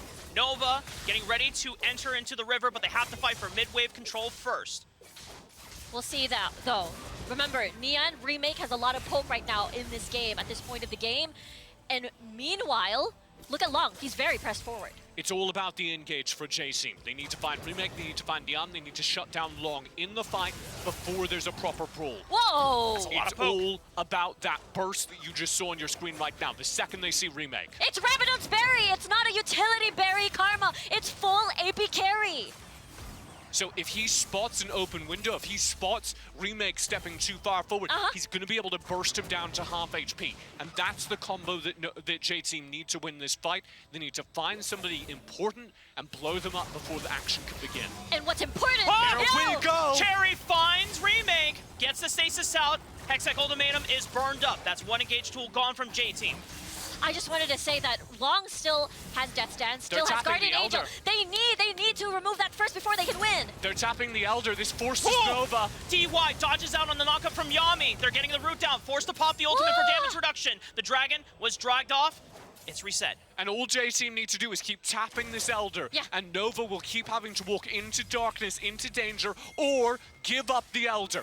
They're choosing to wait because they know they have the package. They know they have an item buy for Remake. He is racing into this fight. They're burning it down. Long, you got to face check if you want to get a chance to get back in this on speed. Elder. But J-Team, they stalled it out. There's enough time for Neon to now walk in with package. 7,000 HP. Nova, they're the ones that now can challenge for the Dragon. They're the ones with the onus to burn down the Dragon. They have to force J-Team to walk into them, to walk into a package. You have Yitse finding a 1v1. Oh, huge transcendent embrace. The package is going to separate the members of J-Team away from each other. Yami and Long onto the left side of the fight. Cherry looking for Neon. He's got the Hextech Ultimatum. He's separated for the rest of the fight. He's got no more reinforcements for the rest of Nova. Is Long, can he clean it up? He's still got a GA. He's still living, but now he has to fight a 1v3. But he's got help. He's got Yami. He's got Yitse. The knockup on the Barry. He's been isolated. Nova will win the fight. Yitse left the fight and TP'd back into it in order to give Nova the edge. A bigger HP bar and the Elder Dragon. They've come back into this game, Riku. It's so crazy the fact that Long was basically 1v3ing the people from J-Team in the Dragon Fit. He's so fine, and he doesn't even lose his Guardian Angel. Here's DY. And Yami is giving no chance at all. No one can enter this pit. DY would have to time the gusts of Winds of War, but the smite from Long is accurate, precise. Elder is secured for Nova. And because of DY's death, J-Team are going to have to scrabble for this Baron at a player disadvantage for the next 40 seconds. Look at this fight. This is all basically J-Team try to leash. While it resets, Long still kept hammering at it. DY had an amazing taunt here. DY's taunt is the Coca-Cola pop-up as far as I'm concerned. And it's at this point, look at Long. He was 1v2ing people. Everyone was low health, just whacking at them. They both stasis, so they couldn't do a baton pass fight. And at this point, it's basically just clean up. Dawn did an amazing job going back, teleporting in, and get that more numbers advantage. And you see kind of the perfect team fight for J-Team up here and then it's a mirage. God. And they haven't dealt enough damage to Long, and he's able to sweep in through the back of the fight, stay alive, be the source of those TPs, and win the team fight and the game, maybe, for Nova Esports. Another pickoff, maybe onto Cherry. It's Yisei that is forcing the fight. Cherry not going to burn the Hextech ultimate anytime soon. Just as I say that, he locks him down. But it's a two-man knockup once again from Yami. And Cherry's been picked off. Transcendent Embrace slows Nova in their tracks. But you've got to deal with now Long, who is super fed. And he is on this game's line. over. It's Nova pushing forward, knocking down JT members one by one. They waited too long. They did. Again, that's the big 15-minute mark where Long is going to scale incredibly well, and no one at all can 1v1 him. They're just diving past 3 towers, guys.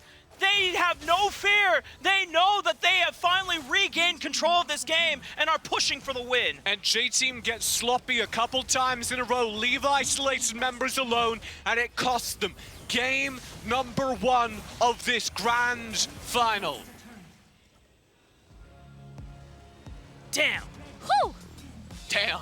That was intense. For Nova to come back after a 5,000, 6,000 gold deficit?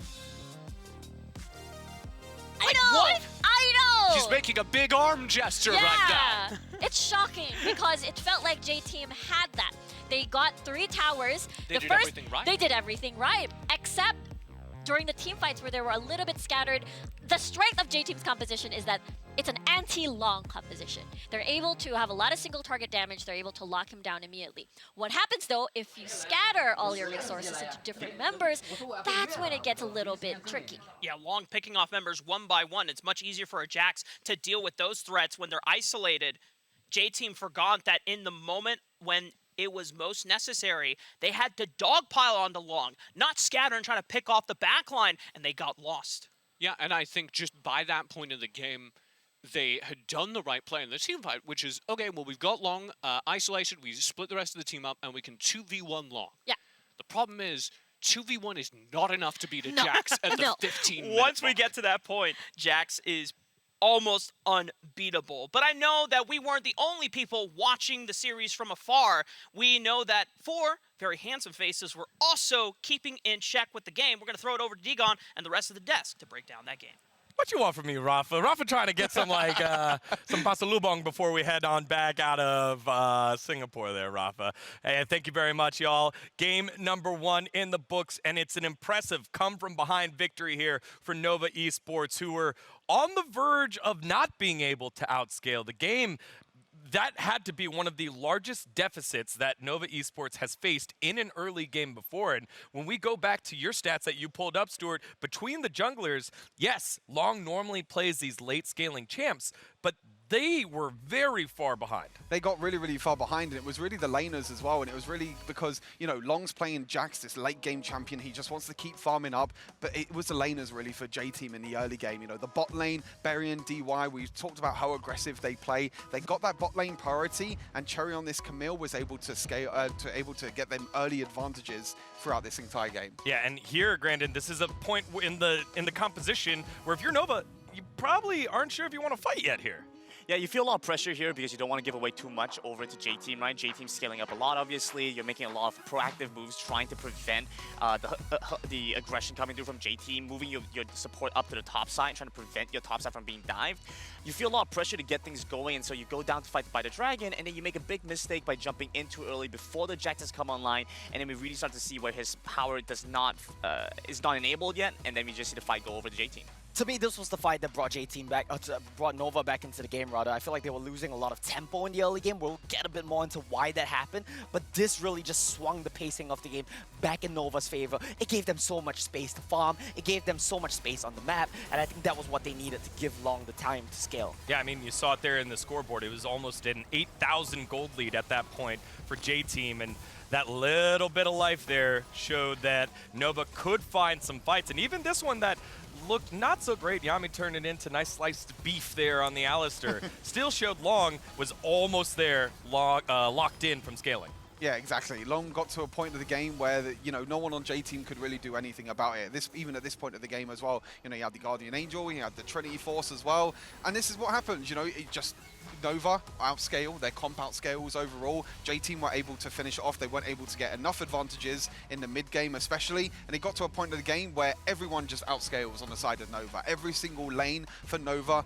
outscales J Team, and when they get to a point of the game like this Elder Dragon, one team fight win, one Elder Dragon take, and that's it. Yeah. I think what we really have to consider in this team fight as well is execution was just completely misunderstood here from J Team. I think Dawn did the right thing. I think Dawn just needs to go zone away easy on this Riven. He did his job here. But you look at the rest of the four-man unit of Nova and of J Team. J Team overdived, and that gave Long so much space to just get into the backline, get on top of the Karma, and put so much pressure down on Barry. I think that's the thing as well, is that Long in that last team fight was, well, not last team fight, sorry, that Elder Dragon fight was completely basically the last team fight. No, basically last team fight, yeah. But he was basically untouched the entire time. The rest of J Team were trying to dive onto the back line, but you're leaving Long completely, by himself. He was able to get 2 kills. He was able to get a third one as well. Yisei TP'd in as well on Riven, which was a quick purchase by him to quickly change the teleport. And then at that point in the game, there's 3 people left alive. There's only DY left alive. They took the Elder Dragon, and they were able to just scale up even more. Sure, and of course, if you want to, dive onto maybe remake on the Orianna, that's good, but it was Nian on the Corki just buying so much time. Yes, he eventually died, but at that point,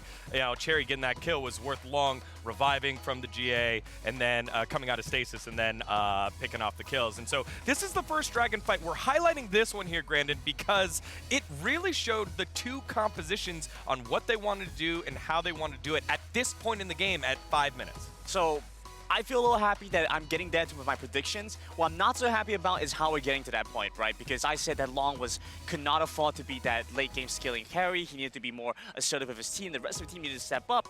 They say we don't need any of that. Long is still going to be a big hyper carry. But as they went into the early game, they kind of forgot that. They thought Long was still in that Lee Sin. He's been playing throughout knockout stages. And so when he's come into this one, they thought that he had a lot more power than he initially had. A big problem was Remake needed more time to scale up. At this point was with the tier, with the Lost Chapter, still trying to go for the Sarah's Embrace. Maybe if you were going and optimizing for a different item, could have maybe had more damage, more impact in the fight. But then even though they were able to pick up a small win there, it very quickly turned sideways once you start to see the response from JT come across, because they have just generally greater team fighting power with their kit early on. And this is crazy because I feel like J Team got the best early game they could have possibly got, especially from that Dragon fight as well. They got the first Rift held. Okay, they lost the Dragon. They got 2 towers as well. They got so many huge advantages. J Team were able to get in them little skirmishes, which we know they outperformed Nova in the early game. But the crazy thing is, we saw the gold stats very, very briefly in that replay. Long was the only one ahead. Everyone else for J Team was ahead. Nova was the only one. He was still ahead. His whole team was behind, but he was still the one that was farming. He was still the one that was ahead on gold. And like I said, it got to the point in the game where they just outscaled. And like I said, J Team, I feel like there's a little bit of optimism there. Their early game, I still feel like the execution was very, very good. They were able to stall out that Dragon fight, so they were able to get the first Rift Herald, the first tower from it. But it just got to a point of the game where they just got completely outscaled. Yeah, so game number 1 going in the books there for Nova Esports. They stuck to their team composition. They stuck to the way that they do things and style things, and they get themselves the first one on the board. And speaking of style, we've got ourselves the Style Awards. We're going to be grading some of the selfies that the teams have been taking after they get their victory. So let's go to the team looking to make their first selfie by getting a win today in J Team, because they've taken 1 or 2 or 3 because they're a pretty good team. Our J Team. Let's take a look at their selfie here. Here's selfie game number 1. Dawn. Oh, I'm gonna be real with you. This is not it. The focus is off as well. You got one focus, and then the rest of them are just faded in the background. One focus, I think. Is it like that's half? Pan. That's like partially in the shot there. That one's a little rough. Okay. So we got the foreground focus, the background focus, right? Foreground focus, background focus. The subject's introducing here as well. So now with this half face, what he's trying to show is this artistic representation of only being half unleashed on the Rift so far. There we go. Thank you for our artistic analysis there. Come on. Okay, here's number 2. They got more focus. They got 3 people in focus, but there's still 2 in the background again. You've got more people focused. The progress is getting there. Hopefully we have more. Maybe they have 5 in focus, teamwork. Yeah. What makes it There we great? go. Alright. There's 3. All are in focus, All are but in not focus. in frame. Yeah. You know? We're getting there slowly, you know. It's like they're reaching their potential. That's what it is, right? This is called negative space Digon, when you allow for more room around the subject to and accentuate them even more. So play with negative space. This is like that. pretty good. I like this is Nova. We've seen this All one right, before. here's Nova. Yeah, there's Nova. They look like they've been there before. Remake taking this one. I can't see anything good with this one. I'm sorry. Nova every single time. Look, everyone's in focus. Everyone's on the same page. This is why they won game number 1. Selfie game's on point. Yep.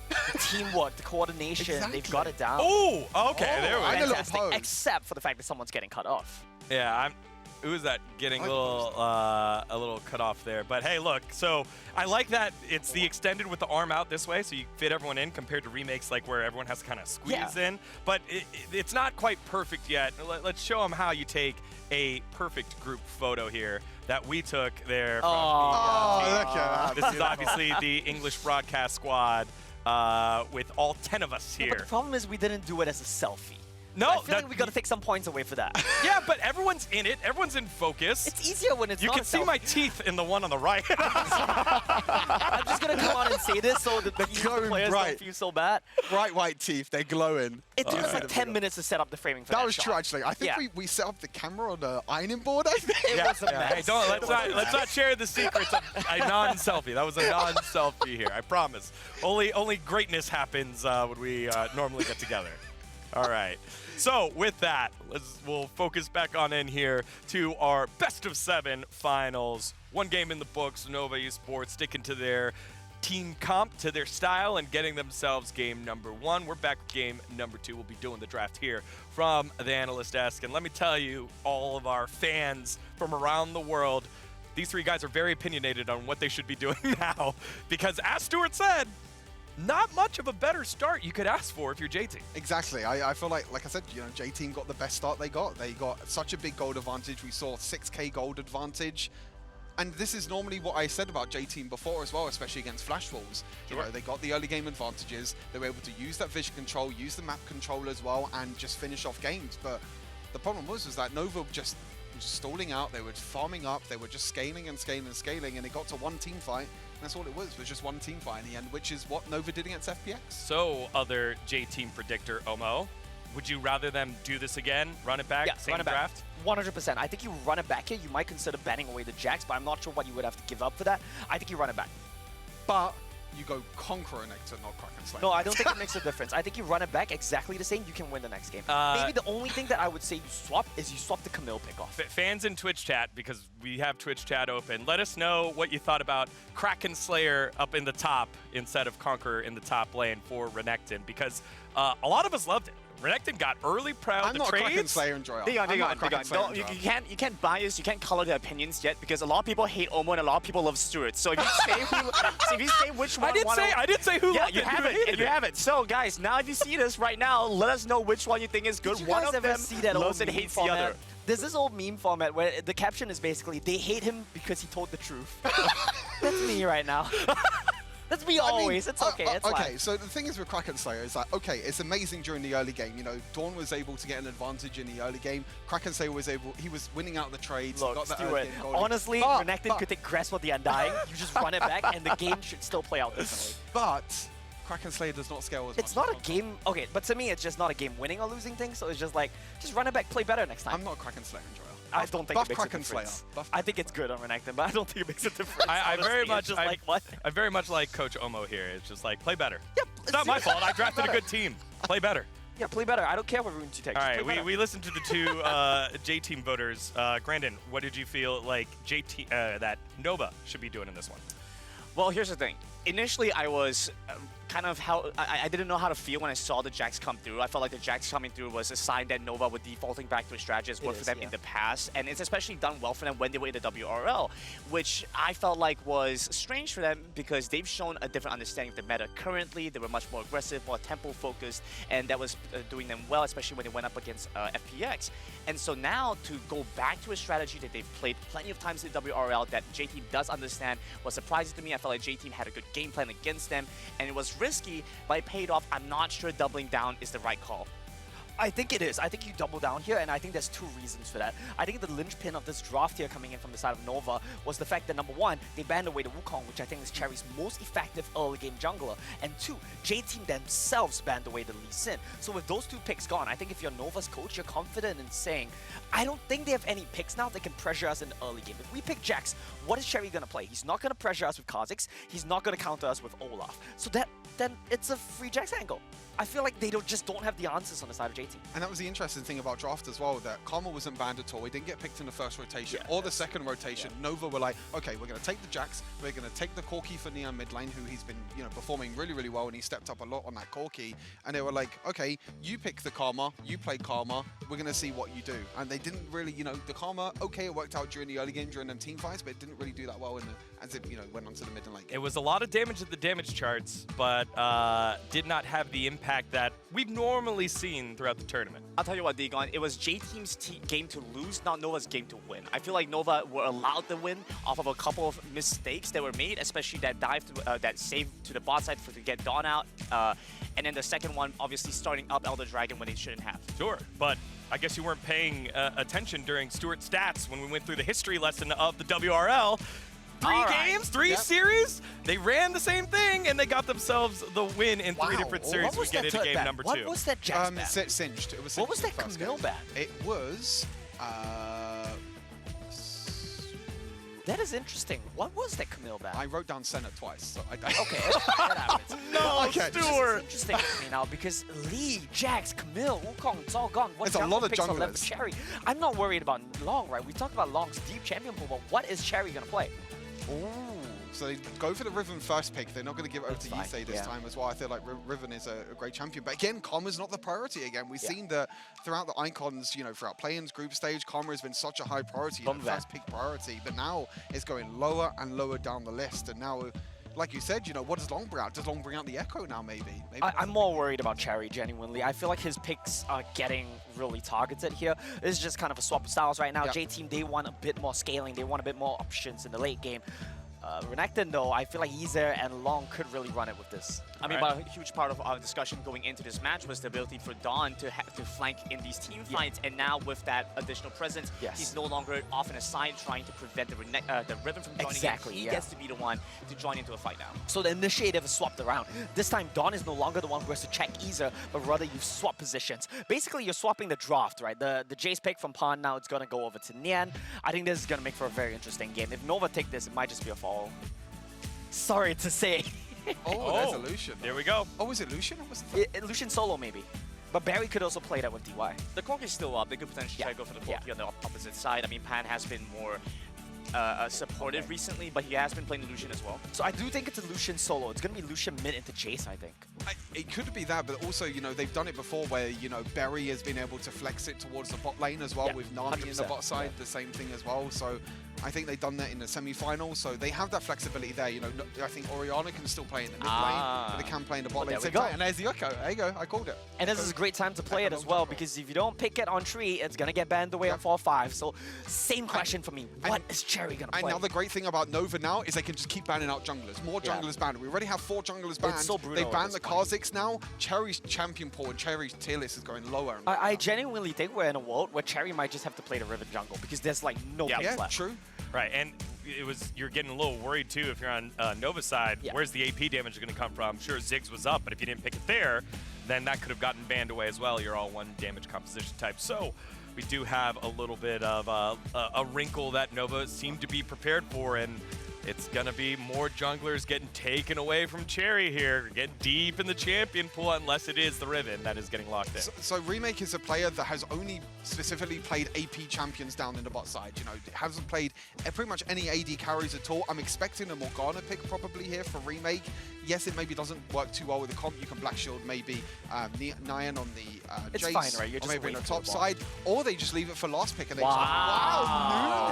just, So this is gonna be very bot side. So this is gonna be the Lucian Nami lane. Again, a very aggressive lane for Berry and DY. We saw it in the first game as well. They like to play aggressive, they like to push as well. And this is also a situation where Nunu could be the one snowballing into the lane, getting the early advantages, because Nunu is a very, early game jungler, but it's the first time we see Nunu. What is your 5P here? That's my question, because your 5P here could win you the game on the side of Nova. I feel like J-Team's draft. I honestly think Morgana's good. Yeah. I honestly think Morgana's really good. Yeah, because they showed a Nunu. You just block every snowball. Yeah, you got Tidal Wave, you got Shockwave, you got the Nunu Snowball as well. You got the Riven Engage. Morgana is a perfect pick here. Look, I'm gonna be very real with you here, right? The Nunu just wants to snowball ganks in the early game. But he has a mid laner that gives him 0 prio into the Jace matchup.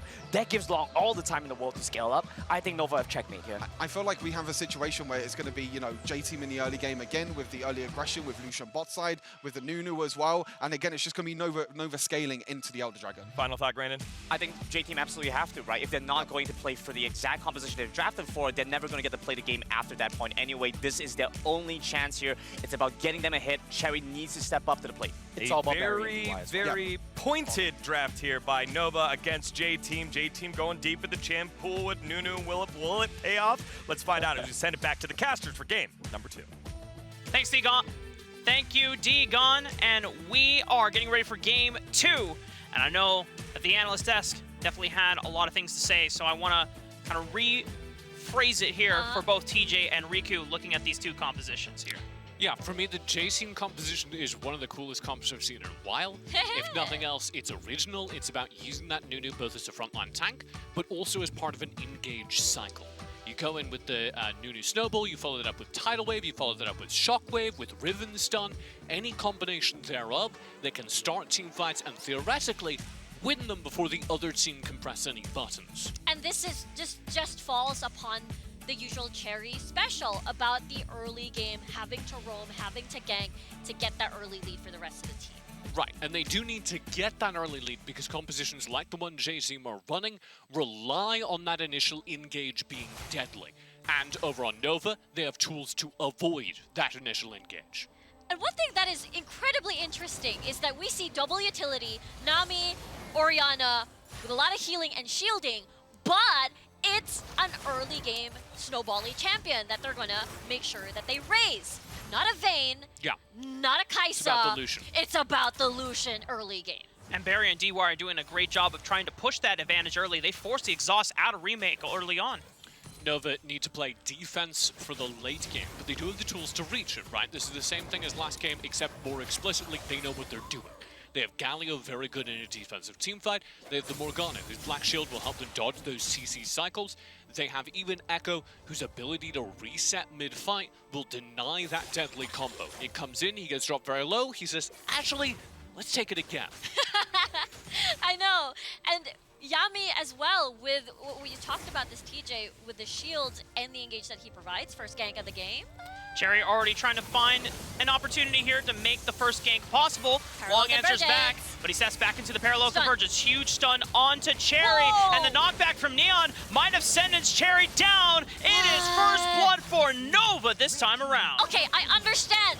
I understand that you want to gank mid lane. You want to gank mid lane because Neon is super squishy.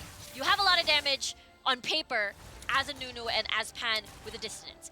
But if you gank an Orianna lane at this point of the game, you have 0 damage. Versus if Long enters the fight, counter ganks you, you lose. And they got low HP on both targets, but at the end of the day, J-Team down 2 kills during the early game on 2 of their key carries.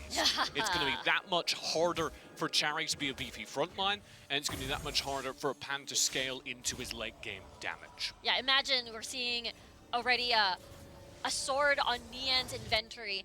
And all of that, if you kill Pan, who's left to deal the damage? Let's take a look at the replay once more. Parallel convergence at the edge of that area, gets the stun in. Neon knocks him out of the park, and then they get a double kill over here. And you have to talk about the other side of this, which is, yeah, they do a really good job responding to the gank. I also think it was kind of stuffed by Pan.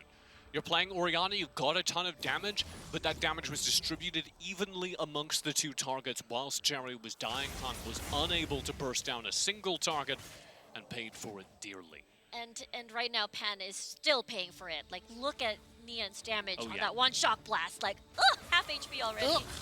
Well, Cherry says, revenge! Try once, fool me twice. Maybe looking for another opportunity. revenge! And Green, he tried to bring DY to the party, and they got the flash out of Neon this time around. And the fact that they used the tidal wave, everything, nothing still in exchange. Yeah, I mean, this is the only thing this composition can do, right? This is the only way they can win, is by getting upon a gold lead, by playing through that CC combo like we talked about with the tidal wave into the Nunu snowball, and they're going to keep trying to force it. It's not working for them, and that is a very bad sign as the Nova gold lead grows. And Long is bringing that advantage towards the Baron side of the map now, which means J-Team, if you're looking for an early snowball, it has to come through Barry and DY's lanes now. But it's difficult. You're up against Remake and Yami, two defensive champions. All they do is wave clear. 2v2 a top side potentially, but they just back away. But that's the thing. You can push Remake and Yami onto their towers, but you cannot do anything unless DY lands a bubble, which he is constantly trying to juggle rotating mid lane and then babysitting Barry. So it's difficult to get this through. Long's Echo roaming perfectly during the early game, finding that control of the mid lane against counter ganks, finding that control of the top side. This has been a pixel-perfect start for Nova, and as we get towards the late game, it's Long who gets scarier, it's Remake who gets scarier. This becomes a team that can fight so well on the back foot as the engage is trying to come into them. The Morgana can keep laying down the dark pools, kiting backwards, and Long can start to do massive burst damage onto Carrie's line. And remember, Long was able to get a big quadra kill as well through icons.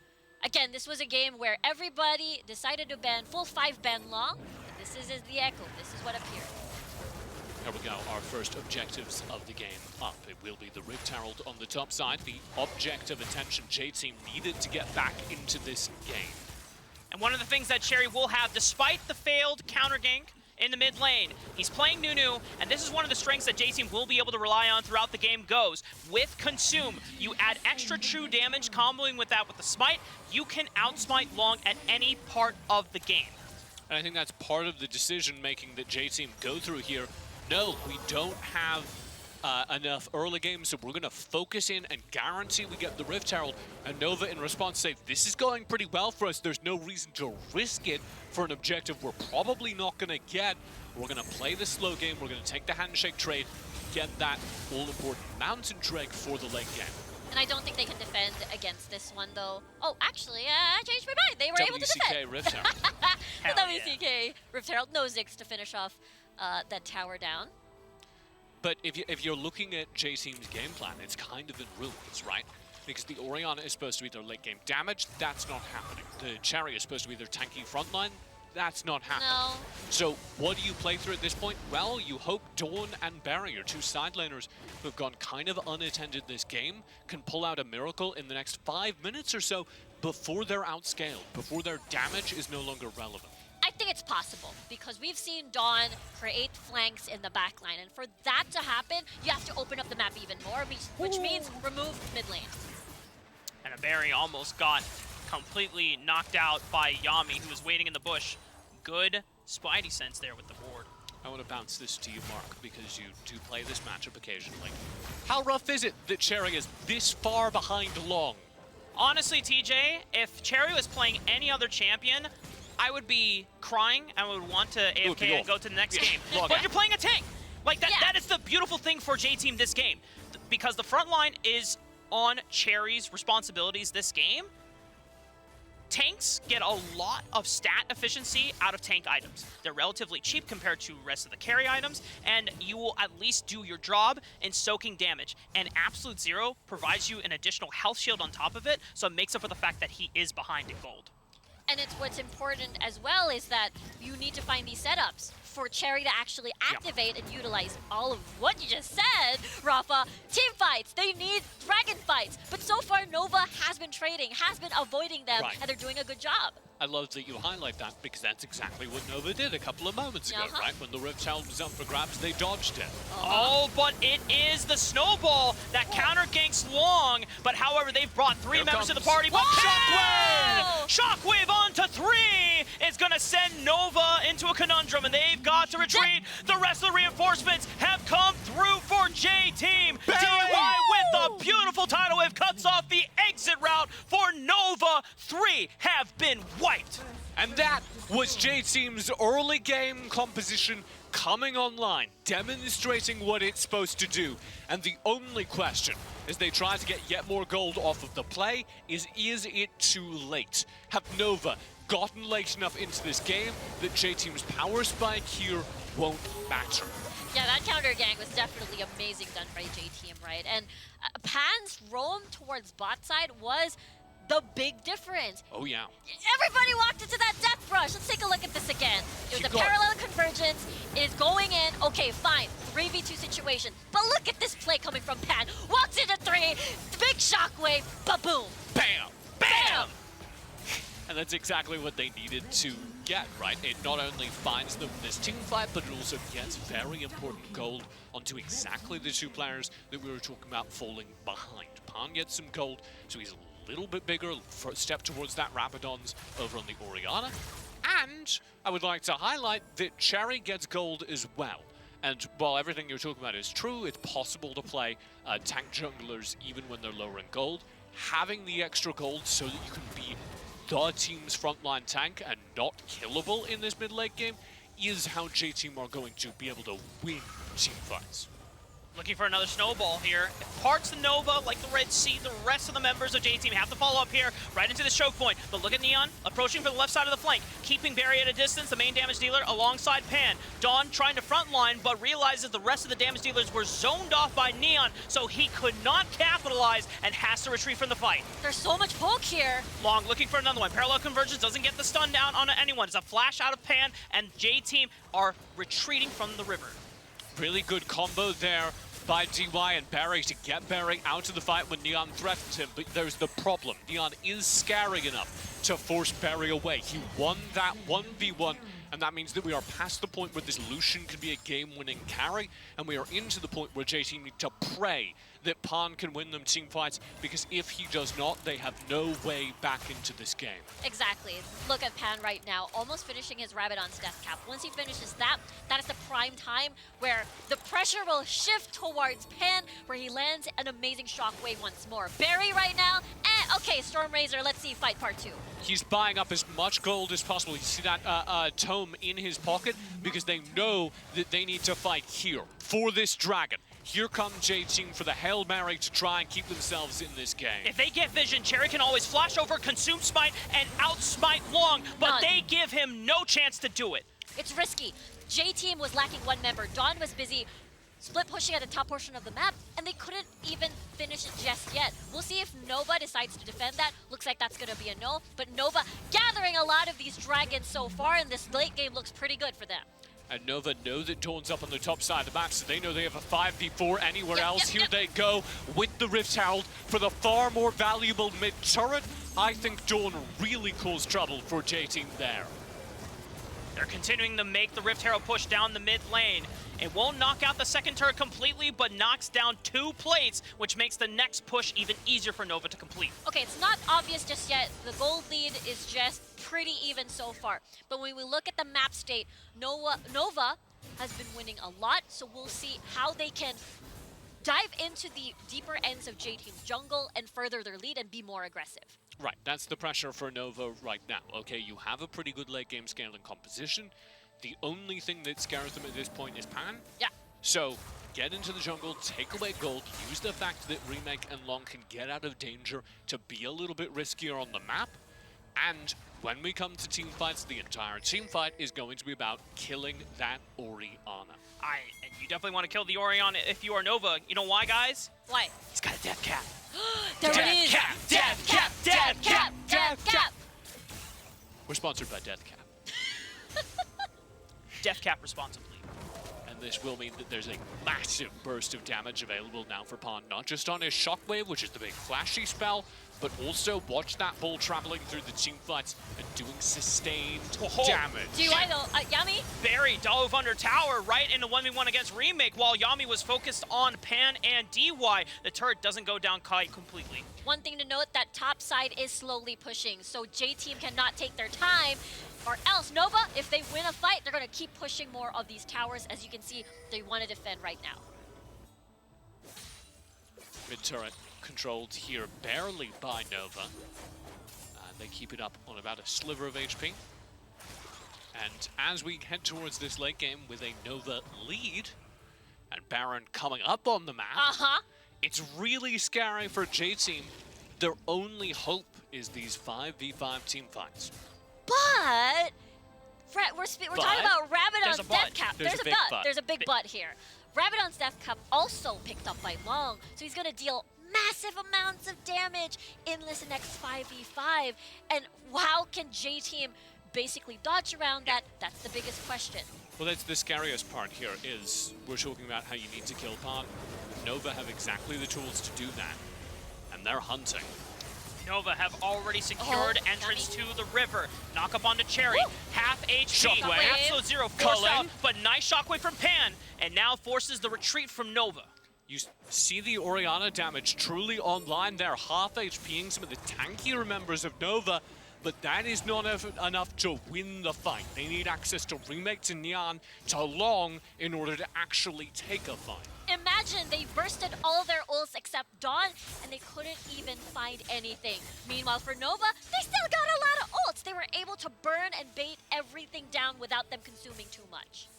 They do still got a lot of ults, and they're going to be trying to use them to chase down that backline. Remember, they only have one target. By contrast, Nova Esports have multiple players who are really scary in this late game, which is, of course, what makes Nova the better team in this late game. And as you say that, right, we're looking at the item builds right now. Long, we talked about him, incredibly scary. Neon, more on that defensive split push. But look at Idze right now, having that Borg, having to be incredibly scary. Imagine Black Shield on him. Dominus, boom. Just destroy all of the squishy members from J-Team. Bam. Bam! Bam. Boom, bam. And in contrast to the last game, J-Team don't have a lead to play with here, and they're in kind of the same situation at the 15-minute mark.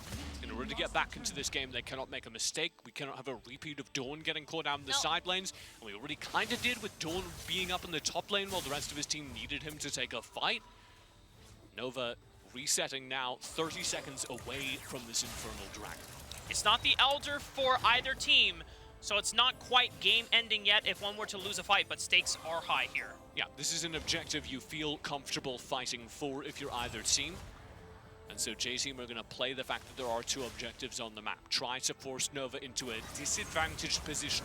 Because if they can find an angle for all those stuns to land in sequence, that is the only way they get back into this game. Exactly right. Absolute Zero, Shockwave, Tidal Wave. They have to layer all of these things to win. And they need Dawn to get into the front lines to find those stuns. He's on a flank now. Revving it up, HP on the dragon. You got it. Yami, good guy Yami, tanks up the snowball, ensuring that Cherry cannot get into the pit. Nova cleanly take the dragon without any meaningful contest. J-Team are still pushing for any stragglers here. And it's a hero's entrance from Yami, being able to re-enter the fight, cutting them off. But Shockwave is huge! The bubble from DY follows up beautifully! And the rest of J-Team are able to get massive damage down on a Remake, down on a Long. Neon almost biting the dust, barely managing to survive. I don't know if that's enough, Mark, but it is a window. It is a chance for J-Team to get back into this game because it is not just those two kills. It is instantly going to convert to a massive swing at this Baron. Yeah. Nova do not have a jungler on the board for 30 seconds. And it's Nunu too. You can burn this down with Consume easily. You can take it up without any contest whatsoever from Nova.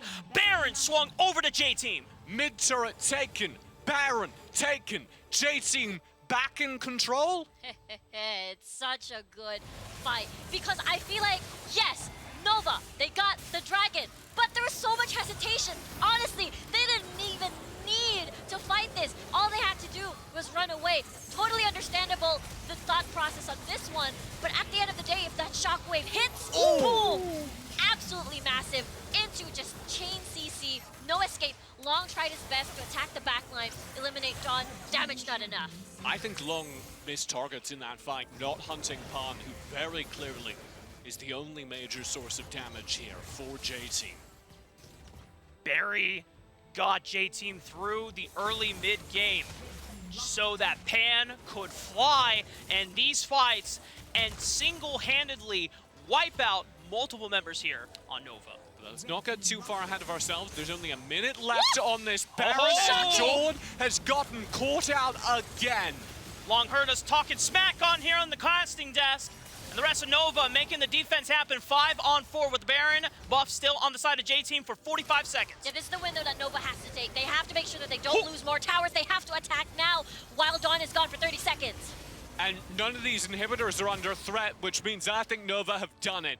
They find a catch out on Dawn yet again. Too aggressive in the side lanes, nowhere near the rest of his team.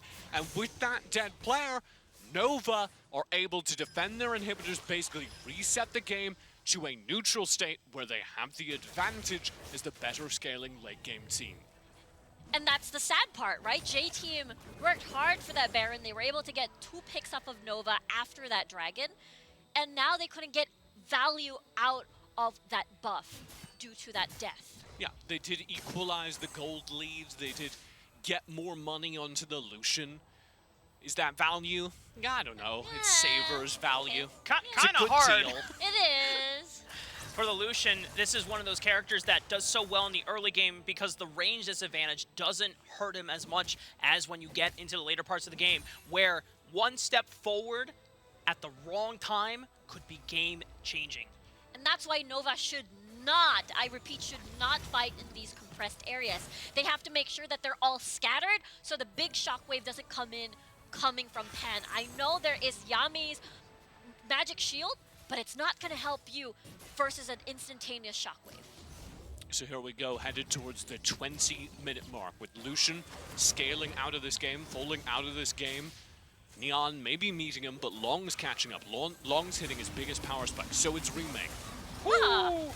Neon with the Hullbreaker finally calls in Long with the Lichbane empowered auto attack to knock down the turret with ease. Nova playing the turret splitting game. They're playing that turret control game because they're setting up here. Oh, Cherry! Cherry consumes smites it, but was it worth it? Gets completely caught out. Absolute Zero doesn't save you in that instance. And this is critical. 12 seconds to Baron. This is not the time to not be in the game. Yeah, Baron's spawning, and Cherry steps up where he knows there are multiple enemy players to fight for a blue buff. And it has just cost J-Team their chance back into this game. They're going to need to do something truly incredible here. 4,000 HP, 2,000 HP. It is secured by Long, and the Shockwave is only clipping the frontline members. This parallel convergence separates J-Team from its front line. Yeetze and Dawn battling out as the frontline members. Huge bubble from DY clips the members of Nova, but they got what they wanted in the Baron. Man, Pan is doing a scary amount of damage. It just is not enough to contest that Baron. Of course it isn't. They will have a chance to contest this Elder, though, and maybe that's J-Team's Hail Mary. They do have a respawn from Cherry right now. He'll be racing across the map. What the damage, Long? Oh, Long is about to single out Pan here. Oh! Long can do no wrong when it comes to assassinating crucial members of J-Team. It's so good because you can tell Pan wanted to dodge the parallel convergence, but in the end, the chrono break is there. A deep dive now against the inhibitors. Now for a 2-game lead in this grand final. Nova have a minute left on the Baron, and they run the map with the Elder Ocean Dragon up. Dawn and Barry are the only members alive, but I don't think there's any way they can walk into that pit and contest. It's already burned down. Let's take a look at this again because this is incredible. Long's positioning here, Pan being the biggest threat in this late game. Lands some auto attacks, big boy damage. Look at Pan, slides the parallel convergence, no problem because the chrono break is there. And this is the second time this game, the third time this series, that Long has found a critical pick in the late game, finding Dawn in side lane twice, finding Pan overextended here, maybe even 3 times, as he did moments ago, find Cherry with his stun combo as well. We've talked about Long being the hero of Nova. Here we are seeing a different form. And it's not just about his team fights, it is about his understanding of the map and his punishment whenever J-Team step out of line. And it's crazy to think when we look back at Nova's semifinal series against FPX, Long was shut out of the game consistently, and it called upon the laners to step up. This time around, Long repays the favor as Yitse in a 1v2, buying as much time. Yami comes in with the hero's entrance, but the rest of Nova are getting work done on the bottom side of the map. Niana's already on the base. Long is hitting the Nexus. Niana's on the Nexus. Game 2 belongs to Nova Esports. What a crazy finish, because it felt so even. But up until that point where Cherry unfortunately fell in battle, getting the blue buff, and then Long finding a pick on Pan in the mid lane. 2-0 now for Nova. Need force a win, Mark. That's halfway there. Being at the halfway point means that Nova need to only make 2 more Nexuses free. Yep. And I think they need to just keep doing what they're doing, right? We've seen 2 games in a row them play towards the late game, and 2 games in a row, not a whole lot of anything from J-Team. They're playing these early game compositions. First game, it felt like they caught Nova off guard. They got an early lead, they got control of the game, and then threw it away. Second game, they didn't even get early control of the game. They just scrabbled back forward in the mid-game, achieved even state, but were never in control of this game. And so it's been Nova looking stronger and stronger as this series goes on. And J-Team, I want to see them go back to their bread and butter. I want to see their late game team fight comps. It's crazy. I feel like it all started because Long did 2 kills, 2 early kills, once Cherry did an early gank for Pan in the mid lane. That big 2v2 was that big point where it says like, hey, Long is at it again. Yeah, and there's a moment where J-Team found a punish that they thought it was going to be their lifesaver, getting back into the game, but that pick on the Cherry cost them so much. Blue buff. I don't know, man. Dagon in the desk. Do you guys have thoughts on what happened in the blue buff there? Was that worth it? Well, what I can say, Rafa, is that although Scary Cherry and Barry at 80 carry can carry, they haven't met Strong Long, who's now won 2 games in a row here for Nova Esports. As we pass it on over to our draft expert here. Thank you very much, Rafa, Riku, and TJ. We have to go all the way back to the draft because there's a very clear focus by Nova Esports on the jungle pool. Doesn't seem like there is a great answer, because there was an answer, and it was a Nunu. You're spiraling. I'll save you here. So let's talk a little bit about the Nunu pickup, right? I feel like J-Team looked at the composition again, and they were feeling a little bit concerned. A lot of the jungle pool was already banned out. Didn't feel like going for the Kha'Zix or Olaf early on, and so they went for the Nunu, right? They didn't want to show the rest of their pool yet. They went for the Orianna instead.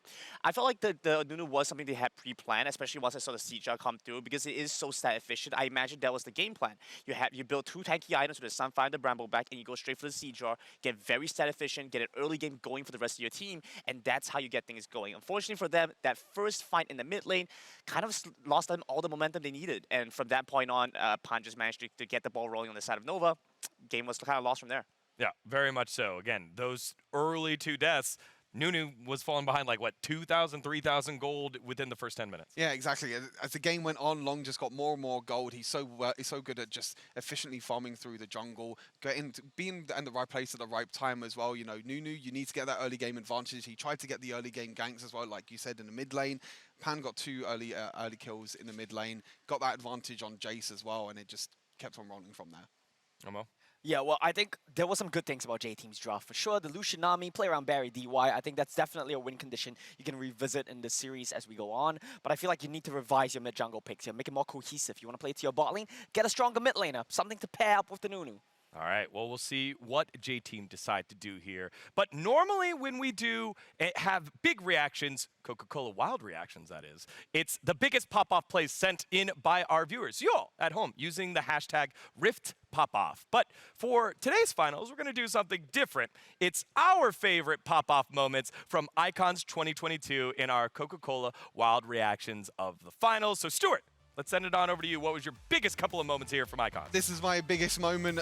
Rix's pentakill, more specifically Doom's pentakill on the Varus. I had to get this in here. You know, the EU hype going. EU. This is one of EU's best moments. You know, Doom on this Varus. One of the star performances, I think, in EU in total. And even the team as well helping out as well. I think it's always nice when the team's like, okay, we're diving in. You're getting a pentakill. Go, go, go. And they just wanted to get it. Doom in the end, getting a pentakill. Beautiful.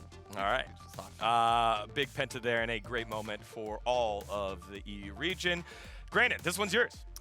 I feel like Chaz on Lee Sin really managed to demonstrate like what the upper bounds of what he could possibly do on a champion in Wild Rift, right? Like the way he's able to execute, especially with the assist from EXO here, being able to move around, kite around the fight, you know, he was able to precisely hit so many of these different angles, get back in, you know, dance the fight so well while the rest of his team is also pulling attention, and then ultimately being able to do stuff like take away the dragon. They were able to pick up a couple more kills. Even towards the end, Chaz might not have the flashes outplay, doesn't get a penta, but he gets so much more value for the team. Definitely. Again, a great showing by Chaz. Another Southeast Asian representative. This is early on in the tournament. Burium United against Guangdong Freaks. And what the Jess on the Thresh, hopping over the wall to stop the Baron, buy enough time to allow the rest of his team to TP on in and make a huge comeback here was such an eye-opener and a tone setter for what Icons had in store. Big, bold plays by players to allow some huge victories. That was my favorite moment of the tournament. That's what I love. Same thing as you, Digon. I love the bold plays. We all know these players have good mechanics. We all know they have smart plays behind, smart brains as well, you know? But what I love from Team Flash, what I love here from Coyote, and what I love here from Sisu, the style, the guts to go for a 2v3 tower dive under your opponent's tier 2 turret against a WRL team. You're beating them at your own game. You're playing with no fear, and you win all these trades as well. It's just amazing stuff from Team Flash. I vividly remember the Jace hopping on in and all of us being like, no, what? It's 2v3, you're fine! And he ends up living there and led to more fights like this. The 3-0 by Team Flash here, granted, was a thing of beauty. I mean, Team Flash, they gave us a lot of hope here. They have been performing, they were performing really well up for a moment. Had that incredibly strong sweep initially once it got into knockouts. And then at the second point, well, had to hold true to his 3-0. And of course, Polar Bear Stewart. This has to be everyone's favorite pop-off moment. Look at that. The big pop-off. It's the volley bear. It's the new skin coming at you on the Rift. I feel like I need analysis. It's a volley bear cosplay as well. I had to get it in, you know, volley bear, maybe? Yeah. Nice little volley bear. I'm glad that you're able to do that. Those were your Coca-Cola Wild reactions. Time for a quick break, but coming up next, game number 3. We'll see you in just a little bit.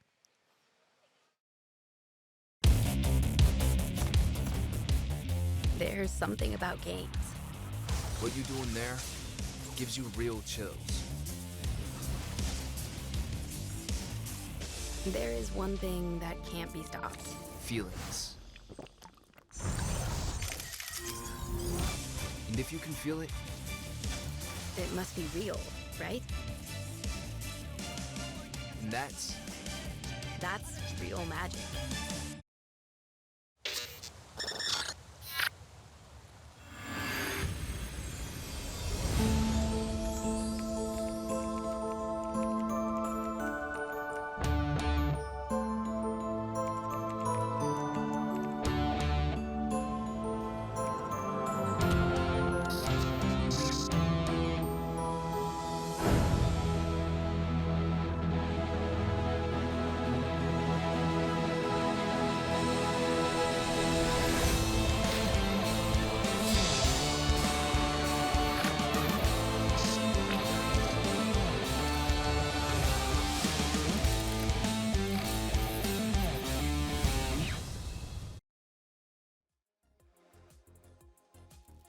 Welcome back to the finals here for Icons 2022. It's currently 2-0 Nova Esports. No answer to be found yet by J-Team looking to get their first win on the board, and analyst Grandin has the answer. I'll give you a hint, Digon. It has something to do with game number 1. Something to do with game number 1. What could that be? What could it possibly be? Omo hit it earlier on as well. It's the idea Omo that always hits in there right on the head. actually Omo did not get it right. Stuart got it right. It was the draft back for game number 1, right? Game number 1, you had the best possible outcome for J-Team through the early game, had 3 winning lanes. That's why I felt like the disparity was in game number 2. You had a weak mid lane, wasn't able to get much done, and then your top side was scaling and was reaching a point where Dom was doing a lot of work for the team. But if you just have 3 winning lanes from the get-go, that gives J-Team the tempo that they kind of need to get things going. I feel like that's the first step towards a victory. It feels like no matter what you draft, if you give up a double kill in a jungler that's going to fall behind, it's not going to work anyways. That's a great point, Analyst Digon. Yeah, Analyst Digon here to point out the main points. So why did the double kill happen? Was it because they didn't have hands? No, it was on the... Yes, actually, yes. It was because there were no hands there by Cherry. He's forgot them at home because it was the edge of the parallel convergence, right? When you go back to the stun, it was very, very close. I honestly thought it wasn't going to hit, to be honest with you. Right? Yeah, it was very close, to be fair, to Cherry. But if that doesn't hit, the whole game is different. All of us in the back are like, oh, Chat model too big, I guess. Yeah. Clipped him right on the edge of Willem. Yeah. I would say, do we not have any takers? And then Twitch chat, you can help me out here. Do we have not any takers to start playing down to the bottom side of the map with DI and Barry? I think that's the play here. I think that's what they went for in game 2. I think that's a good attempt as well. What my concern was, and I touched on this a little bit before we went to break as well, you have the Nunu. The goal here is very simple. We're going to play around our Lucian. Every time you get a lead, we're going to run down there. But every time we say junglers don't function alone, junglers need to function together with mid laners. That's why you always see junglers go mid to push the wave, so your mid jungle can move together. But when you're playing Nunu jungle and your mid laner's Oriana, how are you going to push the wave and go down bot, guys? Wow, that was crazy.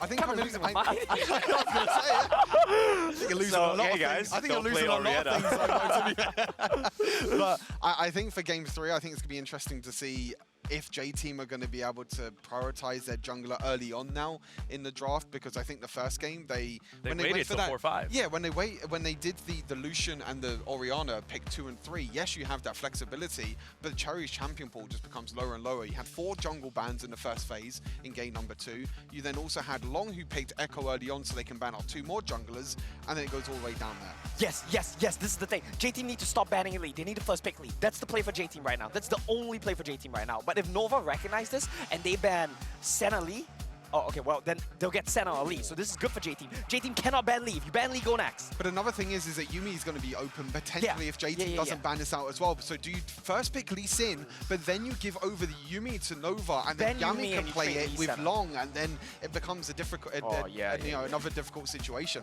I don't think you can first pick Lee Sin when Yumi's up and open. You would have to take the Yuumi. Yeah, you have to 100% take the Yuumi. So do you ban the Yuumi here? Yeah, I think you ban the Maybe Yuumi. first pick Lee Sin, or do Nova then pick it? Oh. Wow, they ban. Okay, so Yumi's scary. open, Lee Sin's open Senna. as well. Riven's still open. Senna is open as well. Wow, there's so many picks open. This is crazy. We've got molding true analysts here in Stuart and Omo. This is a Gambit draft. But I need to call out, because sitting here with a very wry grin is bold prediction Grandin, who called this out.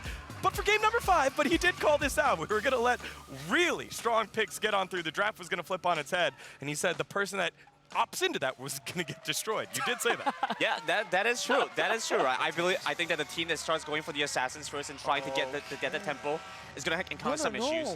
They're going to go for Senna here. They get Lee Yuumi, I think. Yeah, they get Lee. Please continue. I'm sorry. I mean, you don't even. I don't think you need Lee. I think you take Yuumi and potentially even Riven. Yuumi Riven is such a strong combo as well. I think Senna is Barry's most played champion, and that's kind of where they found success as well. Yes, it's not a winning bot side, but it's Barry's most played champion. It's really good. But I think for Nova here, you just take Yuumi, you just take Riven, and that's it. Well, we're waiting to see what this final pick is. Yuumi. There's the Yuumi. That's the easy one. So constantly banned throughout the tournament. You could go Lee Sin. You could also go Riven as well. I think if they don't pick Lee Sin, I think Cherry's going to take that Lee Sin, like you said, potentially. Okay, comfort pick in mid lane. Everything is open. It's crazy. So here's the thing again, right? J-Team, I feel like needed to go for something with a little bit more tempo, a little bit more aggression early on. They're going for the Senna again. So what this kind of tell me is that they want to try and afford some scaling options down towards the bot side. Barry was up 5K. Still could not win the game. right? Because you have a mid lane that's going to leak pressure, you're going to have a jungler that's not able to keep up to the tempo, and now Nova have scaling options of their own as well.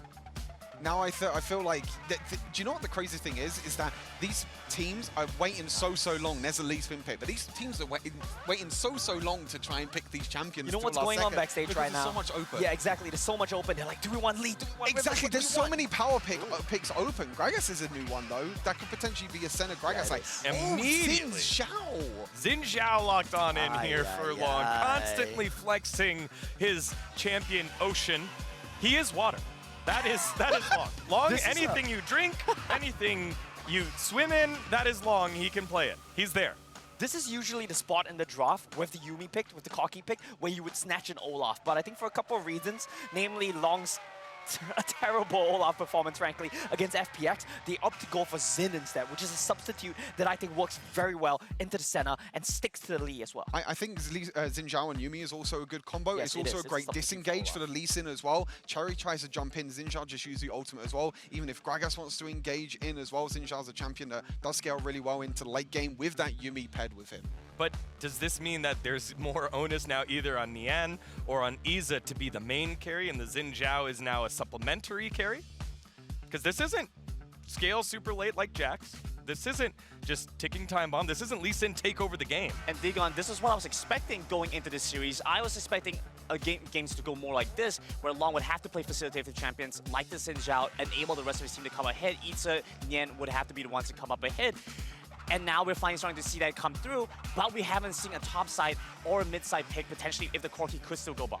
Right. So we'll keep an eye on that. The next couple bans, Renekton and Darius with Riven and Garen. This top lane pool getting chunked very hard. I was going to mention that as well because the Baron lane hasn't been picked on either side. Normally, you know, Yitse and Dawn, you think of them, you know, Riven, Renekton are the two main champions. But now even after that as well, Darius is gone, Garen's gone, Camille's gone. So what do you play towards this top side? Now, there are like 5 champions top, and all 5 have been banned through it. They're like 5 champions to the top. Wow. They're just going full protect Xin Zhao, I guess, or even Corki. This could be on Nian's hands, obviously in the mid lane on the Corki. Well, we saw Shen be used by Shy on Team Flash to great success in their victory over JDG, but that was shut down and taken away by J-Team in their series, and now they'll have to deal with it. The one thing that J-Team do have with this competition, with Lee Sin, is that they were so much better than Team Flash in their series in the semifinals in the early game skirmishes and executing to get those kills. A lot of these team fights in this patch go long, you don't get the kills, you don't get the gold necessary, but J-Team were very clinical in doing the early game tower dives as we get our final 2 picks, and there it is. Grandin is so smug right now. Zed is locked in along Okay, but he Zed. said game 5 though. He did say game 5, but he did call who was going to the Assassins first. He did call that. And he called they were going to get stopped. So there's like there's like 3 parts to Grandin's bold prediction. It's getting better and better. I feel like, you know, this J-Team at this point are like, we need to find an opening in the mid lane specifically, right? Everywhere else on the map, you cannot keep up. Law is doing too much. Bot side is doing well, but not well enough. And you need an assassin to break open the game for you. So Diana, the final one. Yeah, this is Corki bot side then. This is for remake, and then it's going to be Nian on the Diana mid lane. So it's a bit of a switch up. Corki Yuumi bot lane is an okay bot lane. You're against Senna Gragas as well. But honestly, I'm thinking of the Zed pick. Who do you ulti? Who do you go into? Because you have a Yuumi shields, you have Yuumi heals, you have the Shen ulti as well. I honestly feel like Pan's going to have a really difficult time on his Zeds. Got a snowball. I mean, that composition on the left by J-Team is Snowball City with Lee Sin trying to get on in, and hopefully the Senna will be able to be a late game insurance, but this is high risk here by J-Team. Yeah, I feel like J-Team have just all in around the Lee Sin Zed early to mid game. They want to try to play side lanes later, but I think that's going to be so difficult against the Xin with the Yuumi on him running at you. It looks to be a tough draft for J-Team to pull off, but it comes down to the same thing. Early game, mid jungle, can you pull it off? Every series has a draft where both coaches take their draft prep and throw it out the window. Game 3 is that series. Nova and J-Team. Nova trying to take a 3-0 lead. Will they be able to do it? Let's send it on over to the casters. Thank you, Digon. And as the analyst has called it, J-Team have decided to all in on the Cherry Pan early game skirmishing combo. But if that does not get ahead, TJ, they're looking at a very deadly composition that Nova have assembled. Yeah, it's very difficult for me to see targets for that Zed like Stuart was talking about. And this is big for J-Team, now only 2 games away from losing the Grand Finals.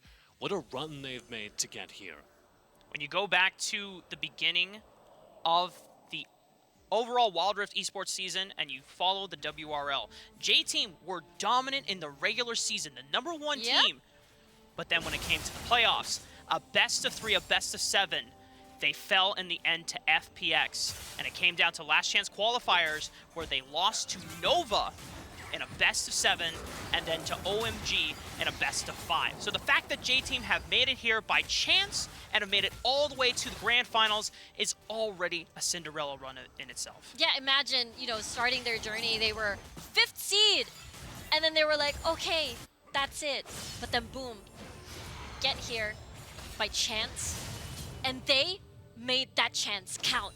That's why they're here in the Grand Finals. How crazy is it that a team that didn't qualify, that placed 5th out of the 4 possible slots, has made it all the way to the Grand Finals, and yet here it could stop, because as we were talking about, Nova do have a very clear mandate for their team draft. Don't give any traction to Pan. The early game is about Cherry on this Lee Sin, ganking for Pan, trying to get that Zed out ahead. Here's the first swing. Counter gank again? Long is here, making sure that the mid wave is uncleared by Cherry. Whoa, and he's pushed off as well as the ward early from Neon stops Cherry in its tracks. We'll talk about the entire composition. Again, what Stuart was talking about, what you guys were talking about, it is going to be Cherry Pan having a lot of pressure to make this game work. But looking at Nova's composition, a lot of answers. Stuart mentioned the Stand United, a lot of shields, a lot of healing, and the fact that Diana also has self-shielding, and the fact that, okay, Pan doesn't get kills early game, let's do 4-1. Wow. Early invade. But if you're looking at this and you say, okay, well, we can't gank any of these lanes. Whoa! What can you do? Surprise! Knew the homework assignment that Cherry assigned, being able to follow up, but it is Nova with the collapse, extending onto Cherry and DY, who stayed far too long in the blue buff jungle for first blood. Nova turns around with 2.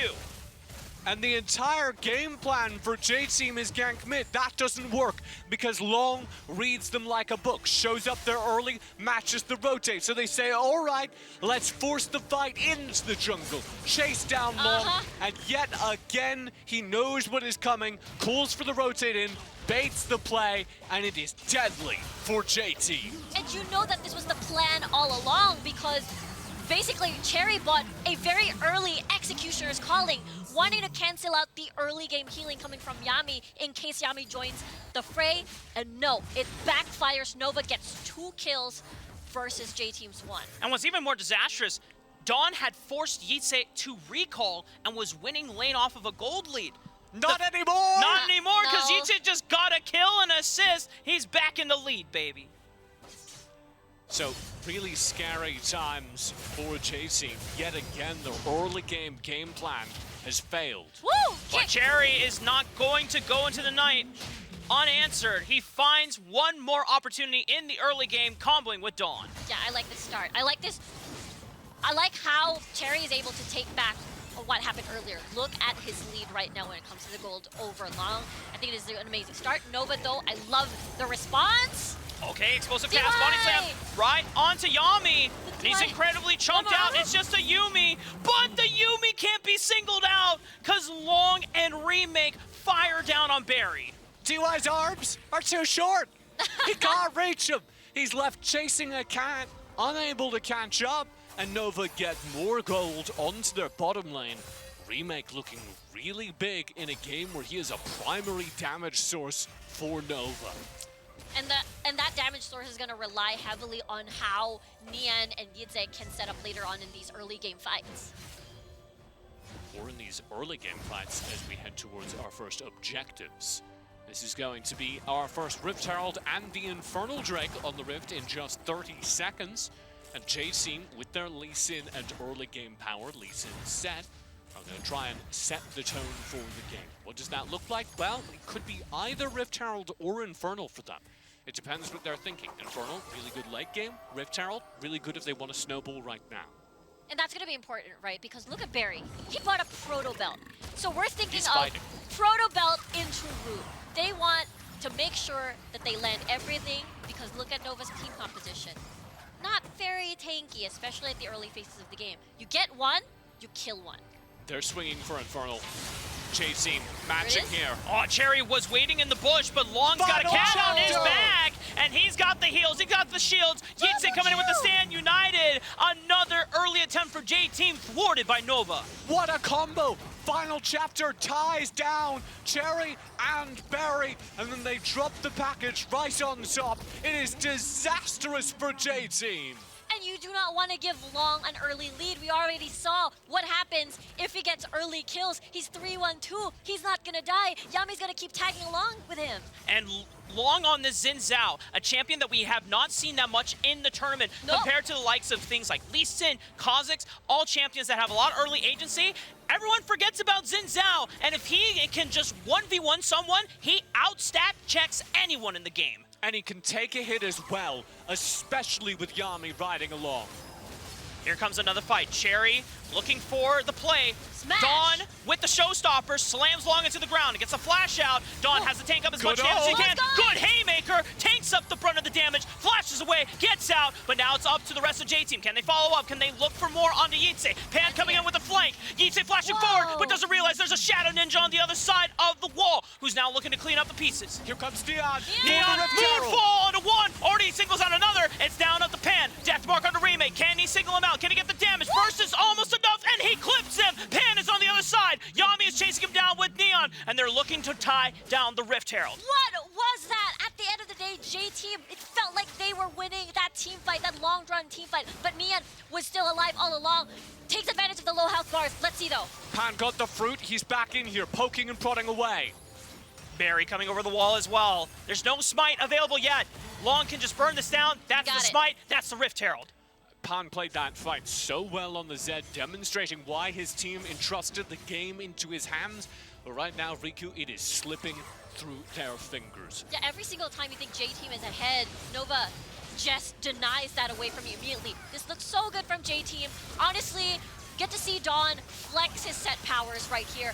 Haymaker, immense amount of shield, a lot of CC to provide for J-Team. But at the end of the day, Remake was still alive, Neon was still alive. And this fight's going pretty well at this point. Like, they invest all their cooldowns very intelligently, but they lose Barry, which means they have no heal. Uh-oh. Kick him. Oh, Dragon's Rage, and kicks him out of the Twilight Trap so he can get the extra auto damage on top of it. This turret, can they burn it down in time? But Yami, single-handedly, it's a cat that scares them off. That's the wave clear, baby. Now will Neon come in? Bam? No, not enough slow. I thought that was gonna happen. I was doing a cat hiss. Oh. Yeah, that's what it didn't really work. I did it. I liked it. We're making cat sounds on the grand finals. Let's go. It's the energy that I wanted to see. Yami unable to find any of the kills there, but does clear the wave with a really good use of the final chapter. And this means that Nova run the map as we do head towards this dragon. The engage, Neon, Moonfall forces the hands of Cherry to get out. Can't say the same about DY because he had nowhere to go. Take note, there was no objective at that point. It was them correlating in one area, they happened to find each other, and bam, they got Neon with an amazing Moonfall to catch DY. For J-Team, this entire game is about trying to get more gold onto their key carries, so they will take any fight they can. For Nova, this entire game is just about pressing the accelerator button, making sure Pan doesn't scale into the game, making sure Barry and DY don't scale into the game. And this Rift Herald has gotten so much value towards that end. And now they're going towards Pan. Will he be able to escape? Pan, how many Shadow Clones can he pull out of this one? Hey, that was pretty cool. Smooth criminal. He's able to slide out of that one, which will give him the necessary gold from those sidelines to kind of stay in the game. That's what he's doing in that bottom lane. He's looking for every little bit of gold he can get.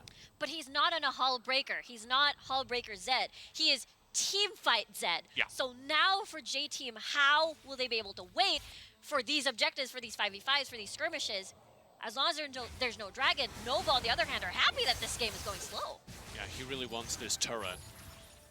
But as you're talking about, not Hullbreaker, can't be Hullbreaker because they need him to be a teamfight carry. They have no option in the matter. Oh, Long flashing forward. This is a Xin Zhao without any boots, and he is running down Cherry. He's just moving forward without Yami, without boots, just as you said. Very brave, because he knows he's 3-2-3. Okay, Neon looking for the moonfall on the berry. He's maneuvered away from DY, and DY can't do anything! He can't get in range! Can he get an answer back? Explosive cast gets the stasis out, should have enough damage. Stand United! With the Stand United, and the taunt finishes him off. He even brought Yami for the ride. That is perfect from Nova Esports, and it guarantees them control of this game because Barry and DY were J-Team's ace in the hole. They were their late game insurance policy, and that policy's value has just tanked. And you could tell that DY was trying his hardest. He thought that he had it. Neon, big outplay. Easy coming in, Dragon now up. With these kills on the board for Nova Esports, Package on the side of Remake, they can completely bully J-Team away from this Dragon. Cherry would have to pull out a miracle, but can he get in range? It's all on Dawn, making the main engage, flashing over the wall. Final chapter wasted. Long gets the Dragon, secures it for the side of Nova Esports. Pan onto the backside, looking for the execution with the death mark, but it's not enough damage, and the rest of Nova have already dealt with J-Team. Cherry's all alone, making the great escape. He'll slip away, so miraculously, nobody on J-Team dies. But maybe Dawn? Oh! No. That was close. Cherry achieves and gets the stealth mission done. Because if he died at that time, Rift Herald is up, that's not something you want to give to Nova even more. Yeah, an incredible feat of survival from J-Team. I don't know if you caught it. Dawn realized it was on the wrong side of that bottom lane turret and just walked up to it and 1v1'd it. That gets J-Team a little bit of gold back on the map, but they are absolutely going to take a swing at this Rift Herald. They need to fight. They gotta get this, because look at Neon 500. Rift Herald's about to despawn. It might have. We'll see, though. Long is burning it down. He gets it right in time before the Baron comes online. Neon in the 1v2, 2v1, because he's got Yami on his back pocket once again. Pan can't do anything about it. Barry is forced off the tower. DY trying to come in as reinforcements, but is bullied by Long, and the rest of the members of Nova have corralled Cherry into a corner. He's got mobility, but he cannot defend the turret. This is a very sad tale. Wait, hold up. Oh, potentially. It's a lot of damage already onto Remake. The Dragon's Rage knocks Remake out, and he's buying time once again. Cherry trying his hardest to find something here. He is. Gets the Crux? Stasis, no. Nowhere not to gonna go. be enough to survive. Meanwhile, back on Neon, and he's got Yitse here. 2v3 about to emerge here. Dawn already with the showstopper, locks him down. Facebreaker into the haymaker. Neon almost survives, but Dawn clips him out with one more haymaking punch. Remake now back in it, but it's Pan that comes back with the resurgence of damage, and Barry following up beautifully. They've knocked out Yami. That's a swing of gold back into the pockets of J-Team. 3 for 3 suddenly, an even trade for J-Team, and badly needed gold for their Senna, who's supposed to be their late game scaling carry. And you can tell that they wanted this. They really wanted this to get back into the game, get that kill. This fight is so scattered because Cherry was very busy basically being a tank taunt. He taunted a lot of members to his side, and therefore this is the reason why they had, or rather Nova had a numbers disadvantage in this one. Yeah, a little bit of over-aggression, frankly, from Neon. Feeling a little bit too confident with the gold lead they have, and so is Yeezus, so are the rest of Nova. They walk into what is a disadvantaged fight, trusting that J-Team won't have the tools to punish them, but that is not true of a team that is here in the Icons Grand Final. And one thing that's amazing right now, at least for J-Team, is that Pan's damage. Yeah! We saw. It's a lot. Look at the graph, look at the bars, rather. And for Nova, this is a very worrying sign if you don't have Stand United, if you don't have shields and healing. Look at the composition of Nova. Very squishy. As we call back to what you said at the beginning of the game, TJ, the investment, the trust to let Zed go into the hands of Pan comes through in that team fight, but it's got to be more. It can't just be that one team fight. J-Team have to find successive skirmishes just like that one. And now we've kind of inverted the status quo from previous games. Now we're in a game where you're looking at that Zed, you're looking at that Senna is scaling carries that are going to be so deadly the later we go. Uh-oh, Neon might be caught out here. Long is here for reinforcements, trying to buy time for the rest of Remake to come in for damage. Pan already getting a lot. Neon with the Moonfall splits up J-Team, and they have been scattered. DY has already sent to the fountain. A beautiful taunt flash from Yitze finds the mark onto the rest of J-Team. Pan is able to get the recall off. Dawn has nowhere else to run. A triple kill for Long. Intense fight from Nova. That was J-Team asking for it. They were the ones that wanted to start that fight. Look at Cherry, though. He has an angle to get a steal. He's gonna need to save this game. Oh no, Remake Valkyrie there. He's gonna get spotted eventually. Cherry would have to pull off something. Yeah, there it is. Remake spots him out, and he knows he's blinking on HP. Pan in the pit. Oh, and Pan is in the pit, but can he get damage on the Long? The Crescent Guard is gonna block all the Death Mark damage, and they've singled out Cherry on the other side with Yitze. Beautiful guarding of the Nova, and that's a prime gaming for Nova Esports.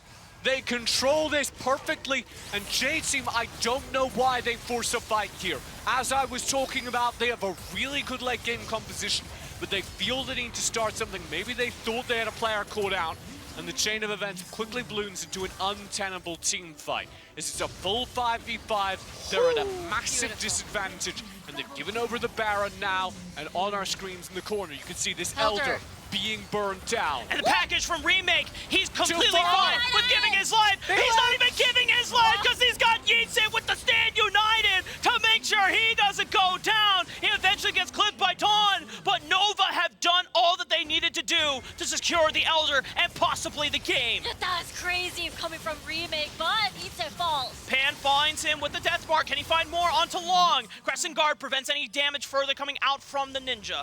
A massive gold lead over to Nova. Now a minute on Baron as well. DY tries to stuff him, but Neon still has way too much damage. Golden stasis on both him and Cherry. Neon is the one that comes up through, and Nova have 3 members to 1. With Baron buff on their side, they could make the push to put themselves at match point. They're approaching tournament point mark, sieging the inhibitors, taking out that mid lane for the rest of the game. They are 1 win away from being on tournament points. And they have everything. They've got Elder, they've got all their carries rising right now. 825 Long, 915 Neon. Everyone can basically 1v1 people. And look at this Elder Drake. Remake Valkyrie forward with the package, delivered not only himself in front forward, but delivers Yitze along him with it as well. He has a ton of damage! I thought that was way too far forward. Remake showing off how tanky you can be when you're playing that Corki. Deep into the backlands, supported as you say by the Stand United. It turns into a chain of events that puts Nova firmly out ahead with this Elder for the rest of the game.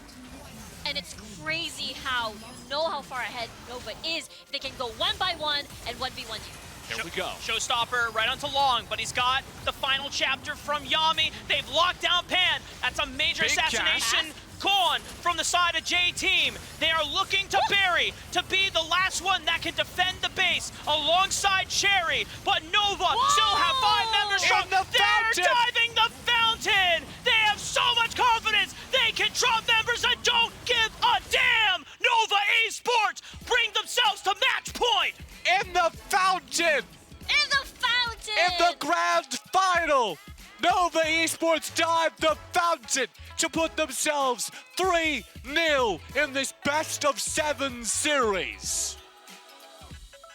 We're so close to crowning our first ever Icons champions. Nova right now is showing no signs of stopping at all. And when you look back at history, the last time these two teams met, it was a 4-2 when they got to Game 3. That is when J-Team was able to turn around the momentum. Nova silenced that and now bring themselves to 1 more game. And J-Team obviously need to pull out that game-winning form here. 1 game away from losing this tournament. But right now, Nova look unstoppable. This looks like the Nova that upset FPX, that beat the best team in the WRL, that wiped the complete side of the bracket they were on, that looked deadly all throughout the play-in stage, lest we forget that Nova climbed here from the very first day of the tournament. I just want to say, Furious Gaming took a game off of Nova Esports. Shout out to my LATAM brothers and homies, man. Hey, they may have potentially taken a game off of our future Icons champions, but J-Team, it's a best of 7. It's not over yet. One more. Dagon, One more. who's a J-Team believer? I need to hear the faith. One more. Do you have the faith, guys? I know. I'm pretty sure we got Stuart off that train. Omo? Yeah, I'm off it. Well, I don't think it's impossible for J-Team to win a game. One game. All right, that's the faith. That's all the faith you're getting, Rafa. One more. Possibly one game here because it's 3-0 right now. Yet again, another correct prediction by Coyote. 3-0 in this series so far as Nova Esports are just taking it to J-Team. And this one, we go all the way back to the draft yet again, the one where both coaches take the draft notes and throw it out the window. They leave up Yuumi. They leave up Senna. A sneaky Shen comes back. Gragas. There was so many things that kind of finally started slipping on through. Lee Sin coming on through. So, Stuart, let's start with you here. What did you make of that draft? I think the draft was very interesting that J-Team were prioritizing that Senna because you gave away, the Yuumi. You also gave away, I believe it was the Corki as well, which they actually flexed the Corki, which is quite interesting. We thought the Corki was going to go in the mid lane, but they were like, okay, we're going to flex the Corki, we're going to play it in a bot side, and we're going to allow Nian to play this Diana pick, which I think he had a really, really great pop-off performance. Yeah, Nian did great. Who else caught your eye in that series, Grandin? What other things caught your eye in that series? Well, I think the fact that J-Team had gone back to what found them success in game number 1, trying to draft for winning lanes and trying to find some additional early tempo. But it's like you said, when you start the early game off and your jungler dies in the enemy jungle and brings the support to die with you, it's very difficult to play the game from there. The thing about that, though, is that they did the exact same thing, though. J-Team on that Lee Sin did the exact same thing in the semi-finals against Team Flash. When they played the Lee Sin, they went for that early game invade as well. Yes, it's a little bit of a different situation because the enemy jungler wasn't there, but this time it was Long who was there. He did die, but like you said, he brought the support along with him, and they actually lost out on that trade. And then, Long got a little bit behind, but then he was able to come back as well, and then Cherry just tried to find other advantages, but he couldn't. Yeah, again, in that Game 3 series that you're talking about against Team Flash, where they were able to die behind turret and snowball the early lead. Not the case here, and again, very much felt read by Nova. The situation with Shen coming on down, and then getting back to lane, and still was up in gold here, Omo. It feels like Nova's prepared for all the different things that J-Team has thrown at them. That's exactly it, honestly. You look at the play in the bot side blue buff jungle, it really seems like Nova just knows exactly what they need to do. This game from Nova was a masterclass in execution and timings coming in from them. They played around all their power spikes, they played around all their out timings, and they played around the Shen roam perfectly as well. I think we look at the replay, it kind of looks like Long is in thing. Why is Long going back in? And he say, oh, his Shen is here. And it all works out, and it's just so brilliant from Nova. I think this game was amazing from them. Same with Nian. It was, oh, his Shen is here with dead. the Yuumi. Yeah. And it just feels like you got the feeling that Nova Esports were playing that specific game not only to win, but really break the soul of J-Team there, fully limit testing. So we'll see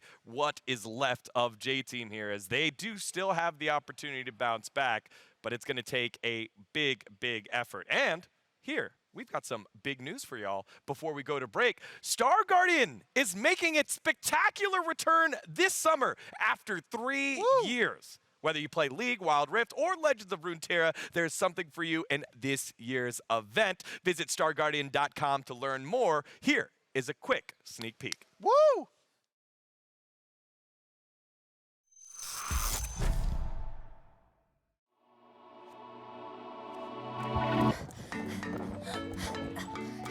I said no, Seraphine.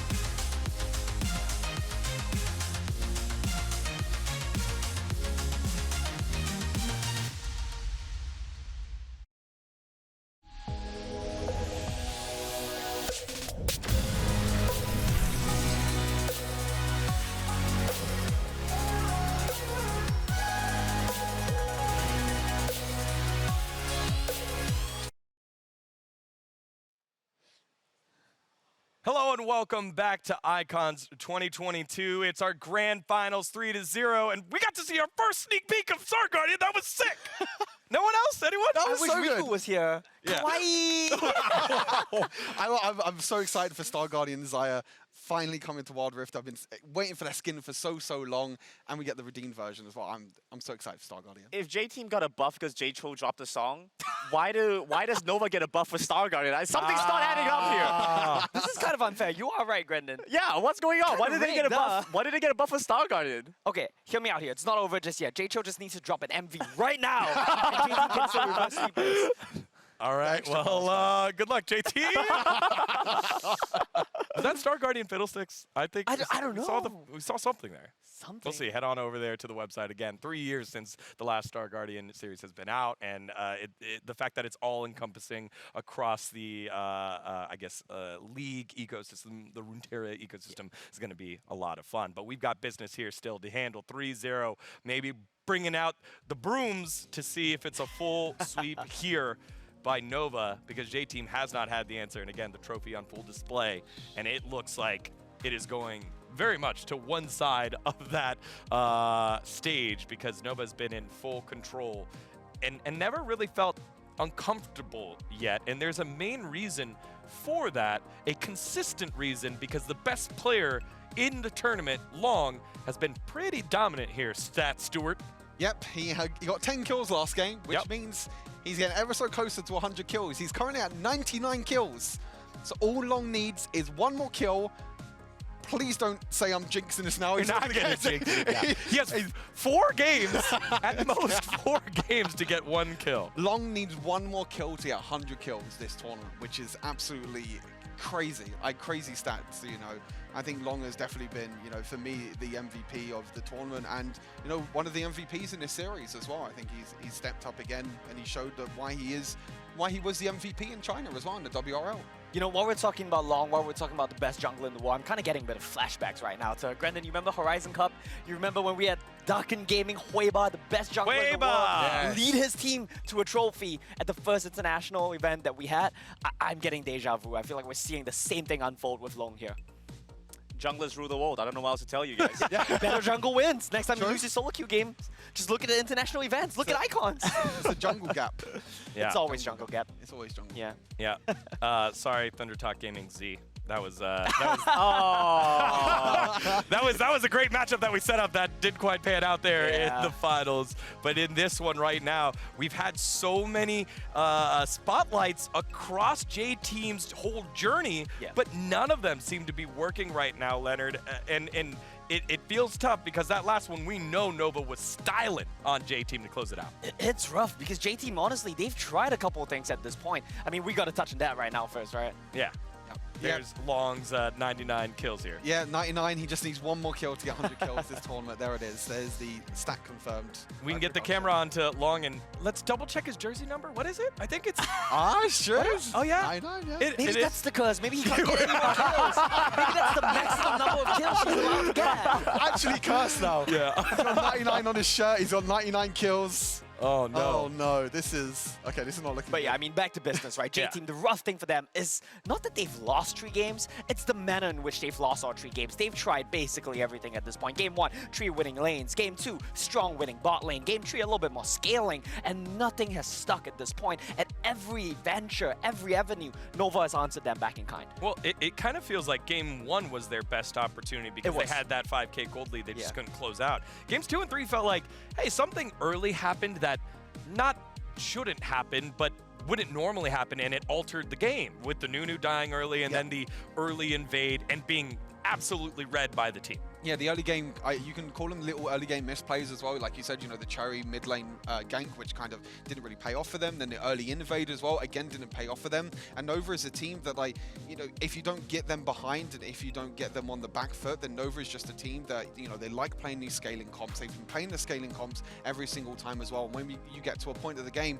Nova are just like, okay, take us in a team fight. We will win every single team fight. And they have. Yep. They have. And I'm waiting to see, where's Pan? Where's the Pan that is confident in his gameplay, can get these early game leads, given some resources to do something? Because remember, Nihen is filling in. This is the fill-in. who has looked good, but mainly on Corki, and then gets Diana to the later part of the game and gets to style. That was like, so clean. If I'm Pan, I've got to be asking coach, please, give me something. He had Zed. He had the Zed. He had the Jace. But the thing is, though, is a Zed in the last game is like, who do you go on as a Zed in that last game? Draft gap, honestly. Yeah, it is a bit of a draft I think you know, draft is such a big thing as well because J Team has picked blue side every single time.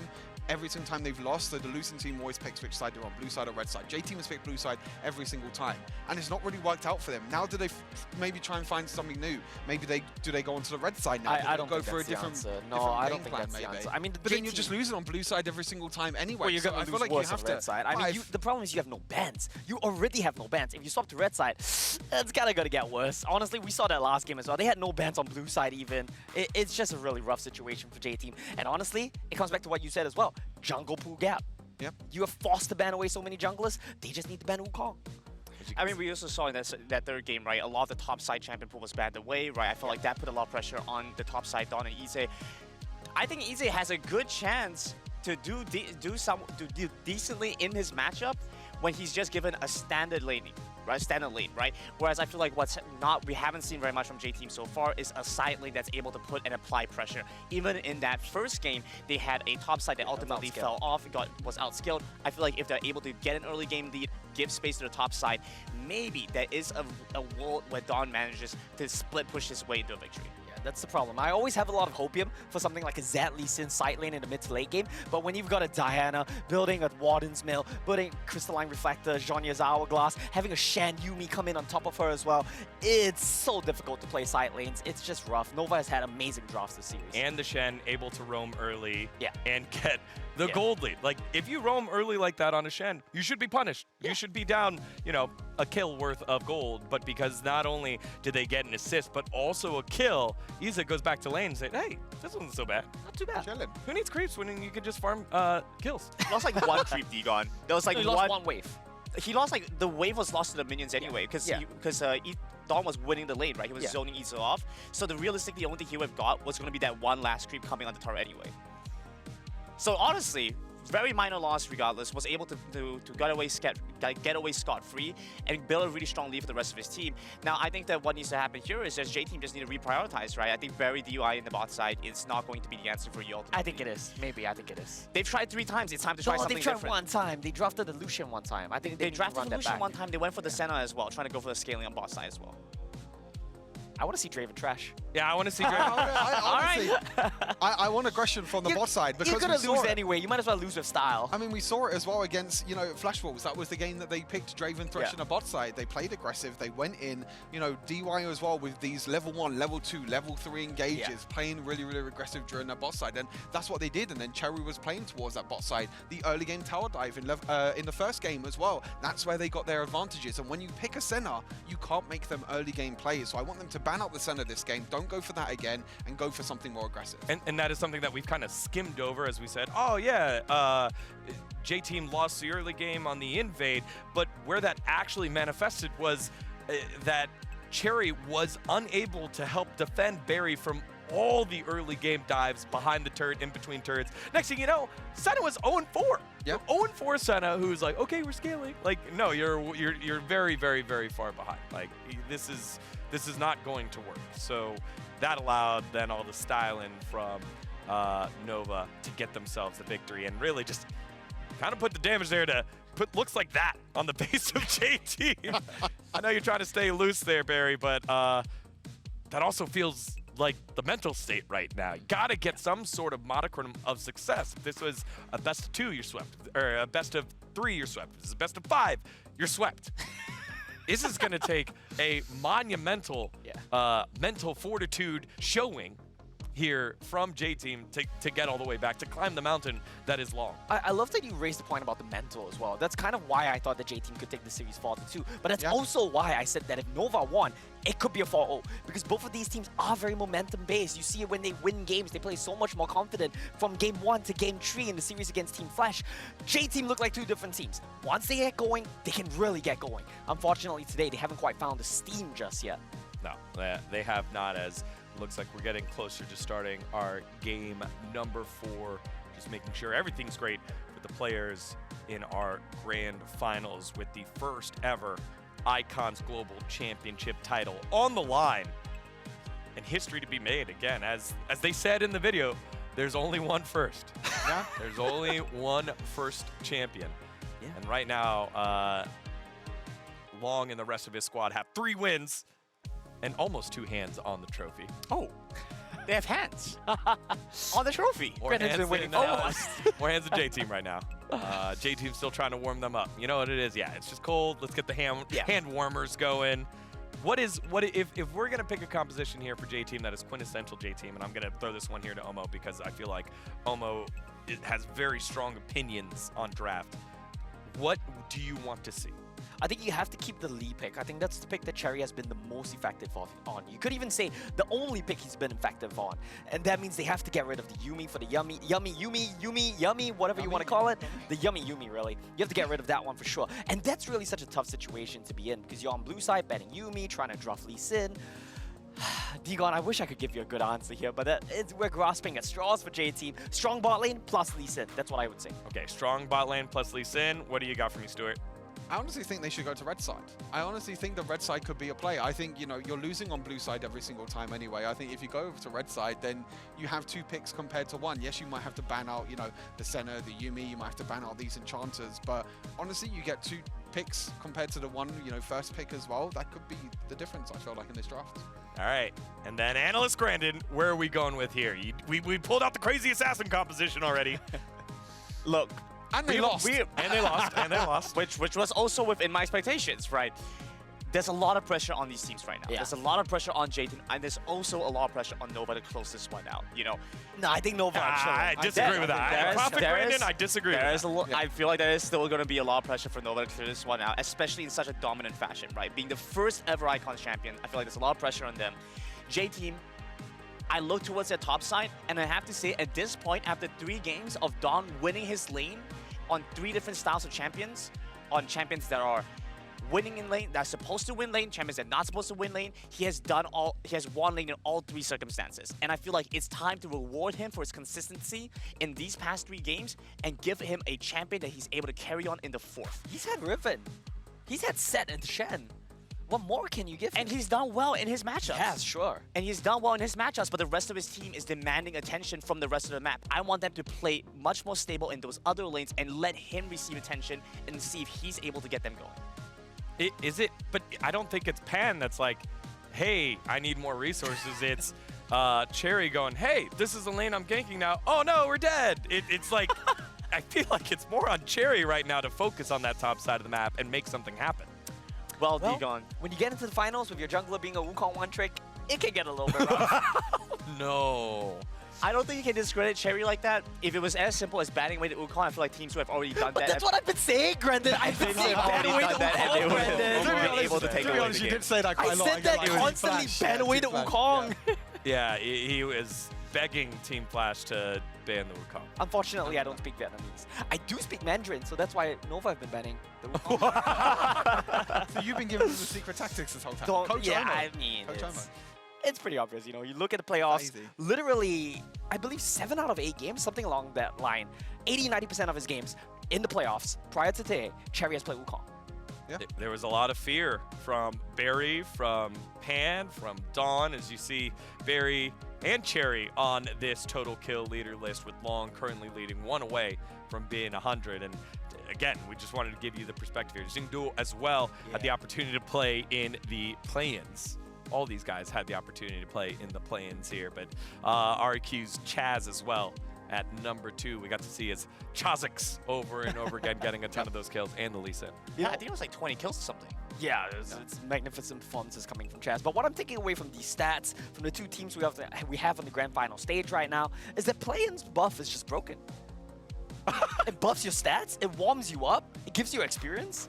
Let me play in play-ins. I'm going to lose the finals in my regional league next year just to play play-ins. I mean, that's the thing sometimes, is that sometimes teams actually prefer to play in play-ins because, like you said, you get the warm-up, you get that, you kind of get rid of the stage nerves that you normally get during the group stage as well. And I think that's, you know, probably benefited, you know, teams like Nova and teams like J-Team, you know, they played in play-ins, they got a few comfort, you know, they won a few games. And that's, you know, that might be one of the reasons as well. You know, we're talking about the #3 seed from China and also technically the #5 seed that's from crazy, China as well coming into these finals. You know, these are two teams that at the start of the year in a WRL in stage 1, they were the top 2. In stage 2 during Challenger, Nova was #1 and J-Team were #3. They just, you know, kind of choked really during playoffs and they weren't able to, you know, get them top seeds. I think that's a very interesting point. We literally have the grand finals teams from the WRL being the 2 lowest seeded teams coming into this. Yeah, that is true. That is true. And you're wondering, like, how did that happen? How did we get here? What happened to FPX? Both of these squads on stage here have shown the ability in that draft adaptation, execution, and times of pressure to close it on out. One thing that we haven't had a lot of, though, actually we haven't had it all, no reverse sweeps. No one who's won the first game has lost a series. We haven't seen a lot of, like, battle backs here, but maybe this little bit of a break is going to do something here for J-Team's execution. Right now, you know, the drafts still feel pretty difficult. Wukong is not going to be in the hands of Cherry. I feel like Roasted Y has lost after winning the first game against one of the No, but we don't WRLs. count reverse sweeps and best of 3s. That's too easy. Has to be a best of 5 at least. Sure. I guess if that's the metric that we're going by, only best of 5s, then yeah, I don't think we have had any, right? Yeah, it's been pretty smooth sailing so far. I do want to point out a fun little stat while we have a bit of time. I wanted to bring this up in the pre-show, but I do want to point out, I think it's very important that you brought up Dawn. I do think that's a point that both teams should be trying to attack more. Thank you. Hang on, let me follow up with this, because I feel like both of these guys have proven their chops. Dawn, on his way to the grand finals, has taken down Acolyte, Devil J, Ysera, and Shy. And his counterpart, Iza, on the way to the grand finals, has taken down Ysera as well, Shy as well, these two guys being a bit of a punching bag, Rutel and Fado. I feel like these are the best Baron laners in the world. Give them some resources. And speaking of Baron lane, before this, Yize was the 2nd most in terms of solo kills. And there's only 2 other players that have... Stewart stats! Okay, so I have a question for you all. Okay. Who do you think, okay, you can name 1 or even try and name 2 if you want to. Who do you think is above Yize in terms of solo kills? So Yize has 6 solo kills. There's only 2 other players that are above him that have 7 solo kills each. Who do you think they are? I think Helios. I think Chaz. Give me Helios and... No, you gotta pick one. I mean, you could try 2 because there's 2 above. You can say Helios and Chaz. I wasn't gonna say it. So there's 2 above Yize that has 7. They're both tied at 7. But they both have 7. Could we get a clue? Could I phone a friend? Give like a clue. Yeah, okay, what region are they from? No. Okay, that's easy. One of them is from a team that got knocked out in play-ins. Oh. What? Yes. Give me, what's his name? Lonely Kid. Yep, it's that's Lonely one. Kid. Yeah, that's one. Yes, I knew it. Stewart was going to throw out an EU stat. Hey, and you know what? You know what's fun about that? Lonely Kid also solo bolo Ysera. Yes. With a punching bag. I know. and that was also one of my bold predictions as well. I did say you did Lonely say. Kid was going to get a solo kill. But yeah, Lonely Kid is one of them. Now, can you guess the other Helios. one? Nope. Chaz. Nope. Not Helios. Wow, not this is Chaz. difficult. He's another Baron laner. Another Baron lane. Fado. Nope. Well, he on has then. Nope. What? Are we just gonna run through like every Baron laner? It's like, Wait, guys, okay, think. Ito. Shy. No. What? Are there even any Baron Rattel. laners left? Not Rattel. Rattel plays Garen every game. I He's know. not gonna solo kill anyone. Not MTS. From the WCK. Oh, that makes sense. It's Maru. No. What? What? Oh, that makes sense. It's Jong on the side lane. Yeah! We got every Baron laner. We got it. Stewart even said from the WCK, and I still got it wrong. I tried to give you as many hints as possible, but whatever. yeah, I got Lonely you got Kid. it. I called it before when Stewart prepped us like, hey, I'm going to ask you this question. No research done. You did. Yeah. Yeah. I was like, Even though you were saying like sad kid, lonely person, you know, you're trying to figure out the name in your head, but yeah. Can I say now, with that in mind, right? 7 most solo kills. Long has had 99 kills, and he's had less than 7 solo kills. No, it's unfair. Junglers can never get solo. Yeah, that's what I mean. Yeah. It's true. I think junglers just in general. I think in terms of skirmishes in the early game, there's not really a lot of jungle ones. Someone always comes in and grabs it. Yeah, exactly. Okay, There's always ruining like a the mid stat lane. for you. There's always like a mid laner roaming, or the bot lane, or the Baron lane roaming. I don't think we ever have a situation really in Wild Rift where there's a jungle versus jungle matchup, especially in Scuttle Crab, because normally it's either a hyperscale jungle that likes to farm in the jungle, and then the other side maybe have a jungler that likes to gank, take the early Scuttle Crab. So yeah, I don't think, there you go, fun stats. Stats Stewart. Stewart stats. Stewart stats. Stewart. There it is. All of you Stuart stands in the chat. There you go. Wait, is that boss music? It is boss music. You hear it ready. The Let's potential go. series-ending game number 4. Ready to go here. Nova looking to pull out the brooms and get the sweep to become the first ever Icons global champions. Or will J-Team begin the long march back to a reverse sweep? Let's find out. And there you go. J-Team was right. J-Team red sides. I was like, okay, you have to switch something up. You've lost on blue side every single time. Switch something up. And this is going to be big now. How are J-Team going to adapt to being on the red side now? They don't have the first pick potential anymore, but now they have 2 picks to counter the 1 instead. I think what we learned from Game 3 is that J-Team either doesn't or won't play Yuumi. And because of that, the switch over to red side, where you have to ban Yuumi anyway, I guess that could be the benefit here versus having to ban Yuumi on blue side, which is just a GG go next angle. It is a GG go next. Wukong being banned away every single time. I mean, like, Yeah, I love that. coach home. Love that. Yeah, it's Coach just home every brilliant. time. There's the Jax, so removing more of that late game power from Nova, but we know that Long's champ pool is as far and as wide as the eye can see. As we I wait thought to you was see going our- for something. If you listed I was out- worried then. If you had a list of the champs that Long could play in the jungle, it would be a very long list. Wow. Thank you. Great one. Thanks, Brandon. You always got my back. And I feel like spiritually, Nova have gone back to the same style that's worked best in WRL. It feels like after they've been able to take down their opponents in FPX, the biggest contenders and the ones that were most likely to gatekeep them from the finals in the first place, once they got to that point, they were more than willing to go back towards a style that succeeded for them in the past, having a scaling option for Long in the jungle, being able to play aggressively from there, and then go into the late game with a scaling composition that Camille fits right in that build. Yeah, and the Camille gives you the options to make plays in the early to make game as well. Go for something flashy in skirmishes. We've seen Long pull out some highlight reel clips with that Camille. Won't be surprised to see him pilot that one again. But with that in mind, Yiza also had an MVP performance on Camille. This is good. I like this. So now it's like J-Team, they have 2 other picks. Do they potentially take away the Corki? Corki could be a one Sure, that, I think that you you can. could take away. Oh, you just go Jace again. But this now I seems just to feel me like now I just feel like Nova just go Corki here. Yeah. And they're just like, okay. You know, Yet again is J-Team just tunnel visioning on the early game, right? Jace Lee said, will secure your early game, but at what cost? Yeah, exactly.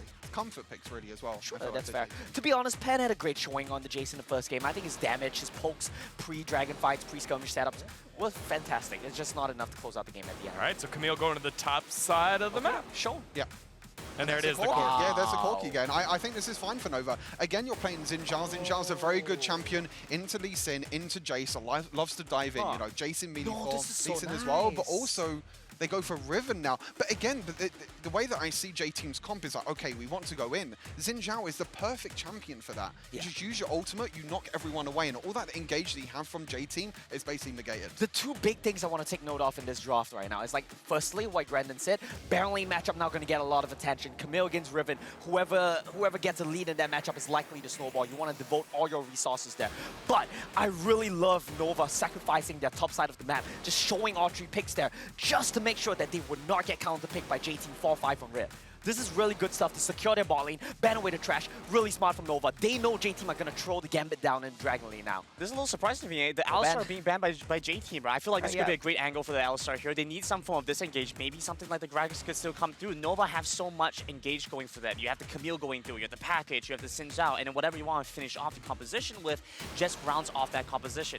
J-Team, on the other hand, they don't have many tools that can get you away from a fight to begin with. You're very likely going to have to reposition away from these fights. And you think back to how J-Team lost and failed the fights around the Dragon was because Nova collapsed in on them and they couldn't stop them. All right, something going on with Did they really just style on? Did they No, really no, just, we're waiting to see what Did the they really ban just is. style on them and then just like they just didn't ban? They're No, just like, I'm you know sure what, there's we don't- something there. We're probably just going to have to wait and see on that one. But I mean, from the picks that we do see already, I really love the idea that both teams are taking. The approach, it's cool. Both teams have good drops.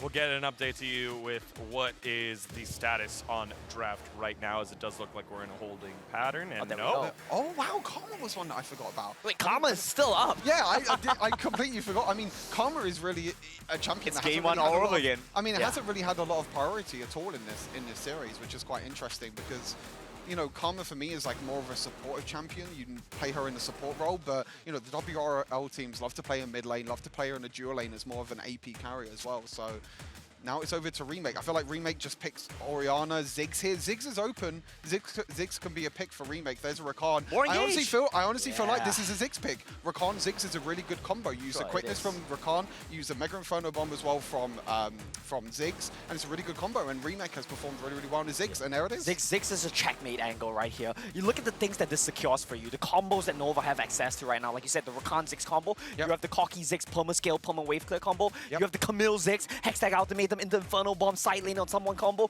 There's just no play for Nova, for J-Team. I really love Nova's draft yet again. And again, it's the Xin Zhao as well, because, you know, you think of J-Team, you know, they have opportunities to dive onto, you know, the Corki and the Ziggs, but then you have Xin Zhao. As long as Xin Zhao's next to them, disengage, really easy. And I really love how Nova used Xin as an Olaf replacement. Olaf has been falling off in the meta. Xin has a good matchup into Lee. I love this adaptation from Nova. And then the classic, if you're picking Engage with Rakan, we'll pick Disengage here with Gragas.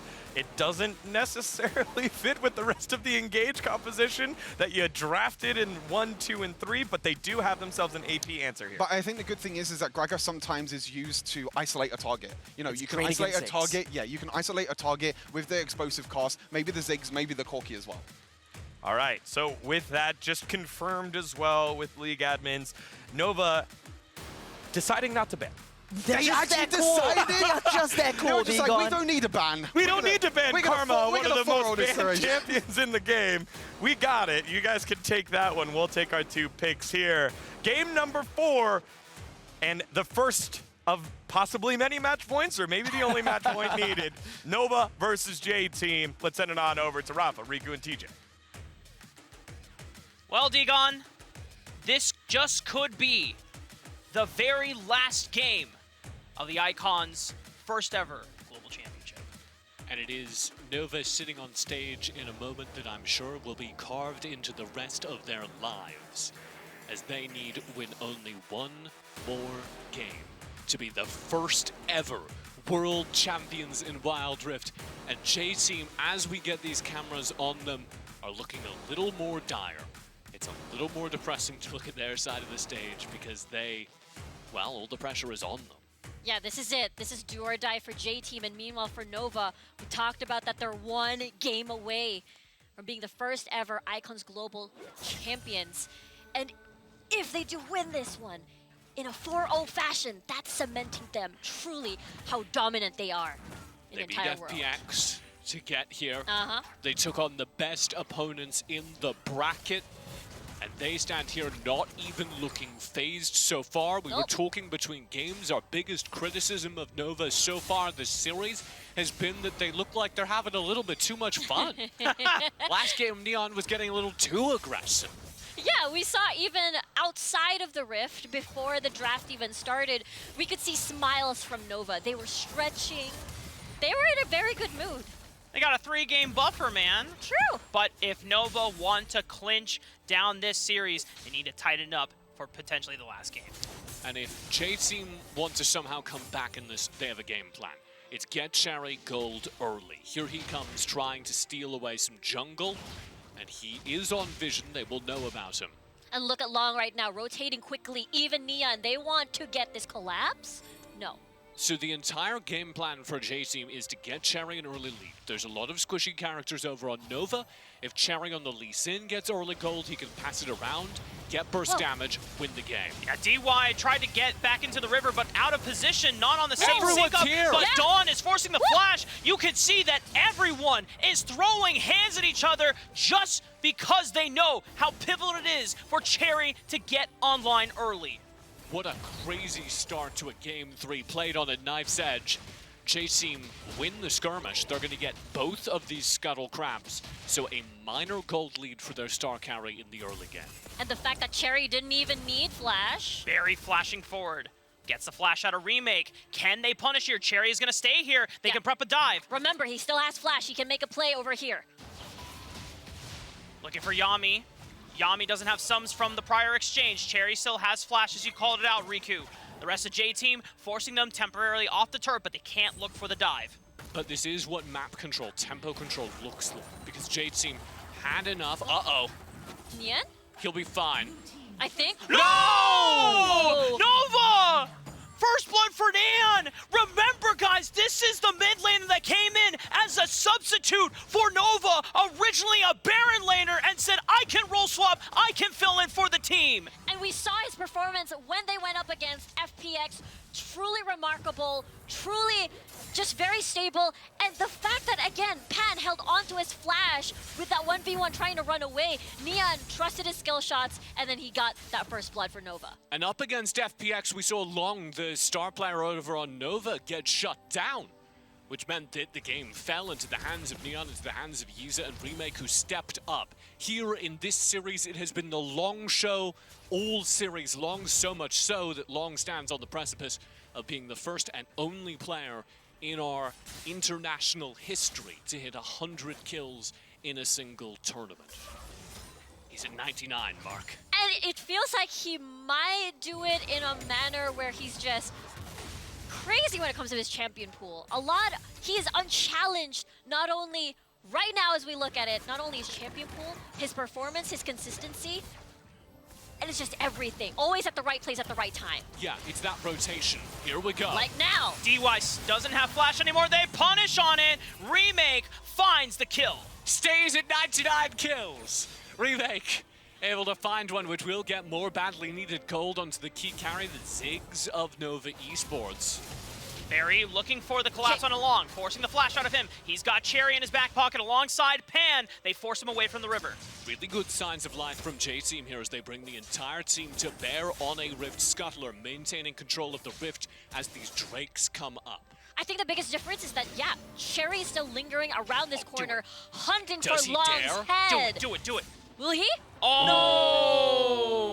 No!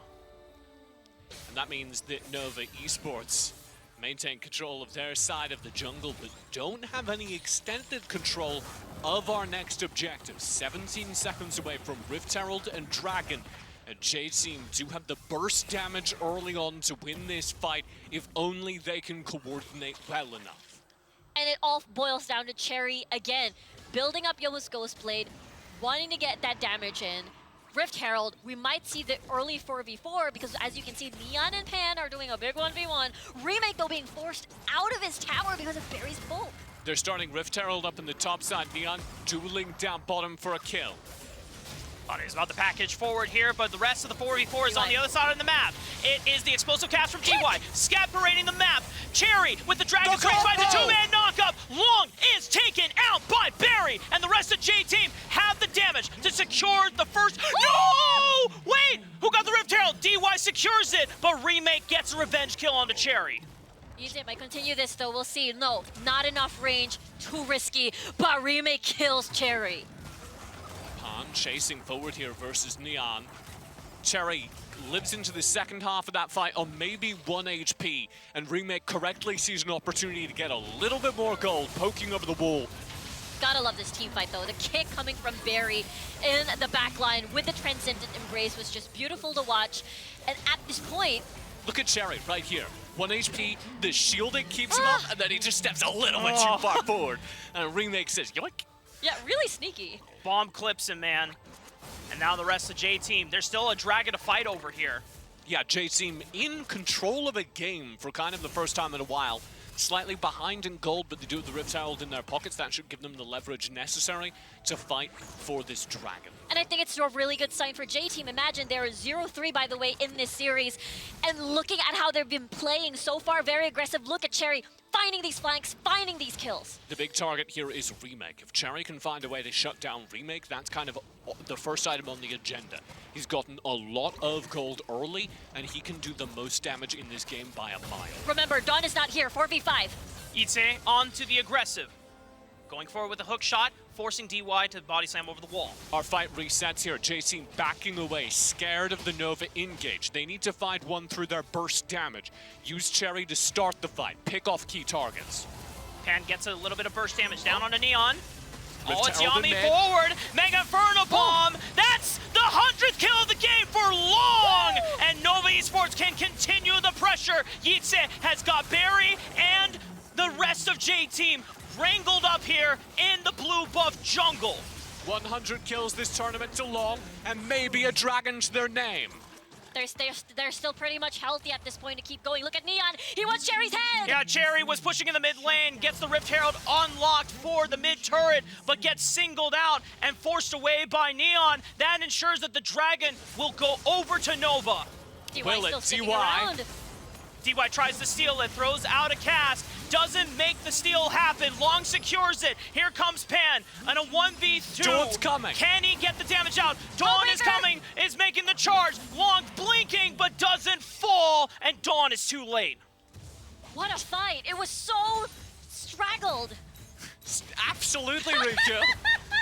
And during that time, Cherry ran the Rift Herald through the mid lane, did find 2 turrets there, or a turret and a half, and just got the turret in the top side. So weirdly enough, the gold at the end of all of that nonsense is dead even despite Nova cleaning up the fight. A whole lot of gold goes on to DY as the mid turret falls. That brings his support character almost 1,000 gold ahead. Oh, Dawn, I don't know if you want this. Here comes Yami once again. The grand entrance knockup. It's going to force the Blade of the Exile out of Dawn. He's got backup here. Barry fishing for poke. Yeah, this is absolutely tricky. Dawn, very low. They're going in. DY, body slam, explosive cast, right onto Nova's heart and core. Can they get the damage down? Pan finds it onto Long, shuts down the jungler for Nova. They're continuing the dive. Remake has got nowhere else to run. No summoner spells, and it is Barry and Cherry with the cleanest dive. The turret juggling by J-Team, the way that they maneuver, the way that push and pull, he's fine. He's going to be A-okay. He's all right. He's okay. Just He's a all right. redemption. But this is the way that you really should play. J-Team is doing everything right. We're looking at Nova's composition, still has to scale in 50 minutes onwards, and now they're taking advantage of that window. Yeah, we are seeing the aggression we've been missing, and it is worthy of this Coca-Cola pop-off play.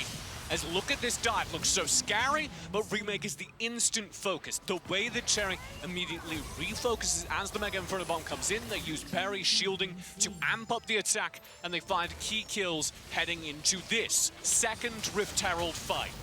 It's absolutely scary. Remember, the push and pull. Package from Neon separates members. It looks like they've already isolated one onto J-Team Barry. Can they collapse? Can they reorganize? But the rest of Remake has to get out because he was singled by J-Team's front line. And now the reset on the Rift Herald. Yeah, both 80 carries, Remake, Barry are low. They have to go back. They have to reset.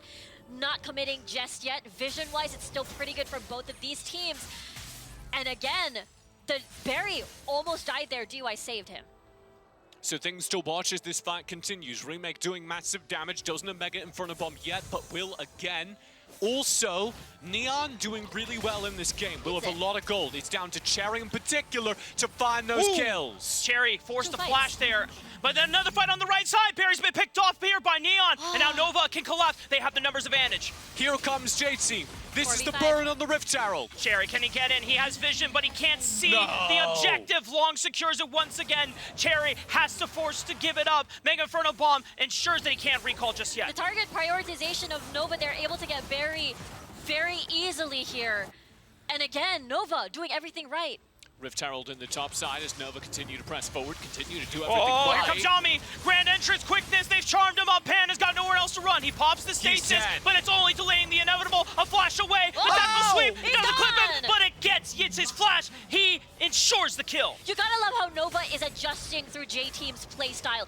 They said, okay, you're aggressive. We're gonna do that 2 times. And look at Neon. Wait, Neon is getting so much damage. Flashing away from Cherry. The Dragon's Rage, the stun. Bam! J-Team lock down Neon.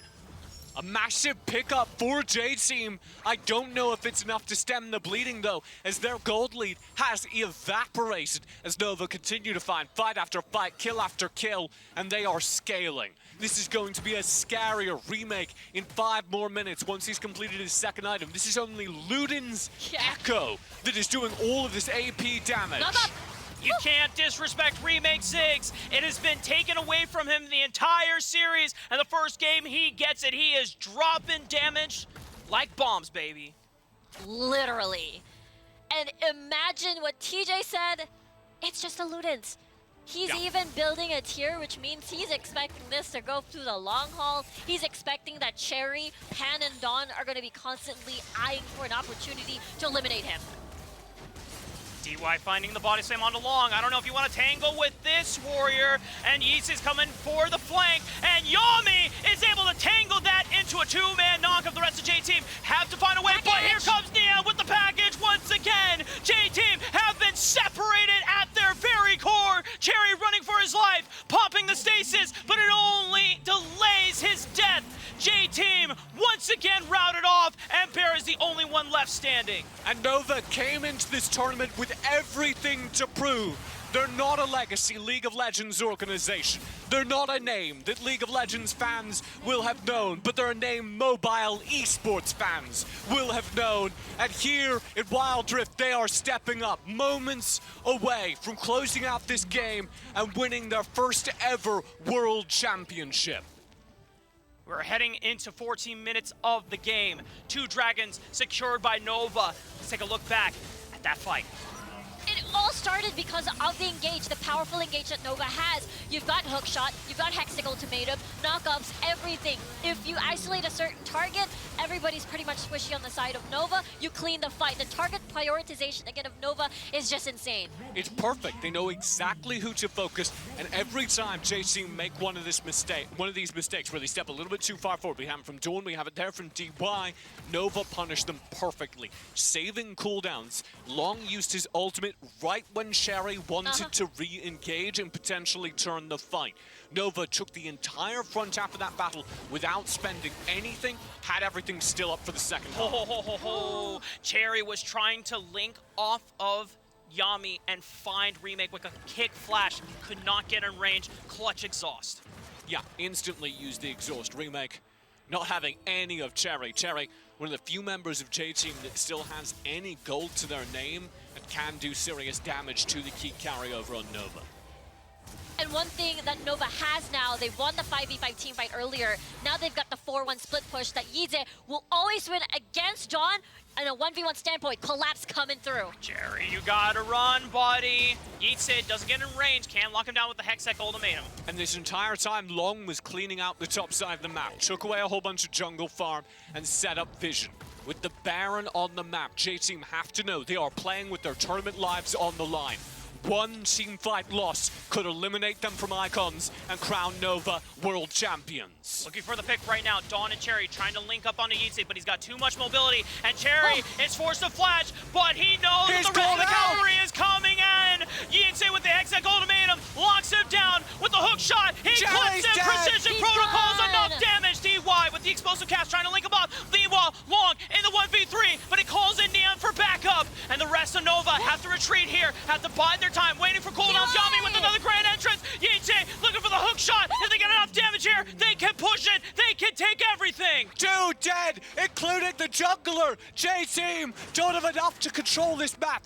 Baron is up. Turrets are falling in the bottom lane. Here in mid, Nova have almost done it. Yeah, J-Team losing a lot of map control right now. It is very risky for them to walk forward with the map state right now, or else it might snowball into Nova ending this game. Nova have their hands on the trophy, Mark.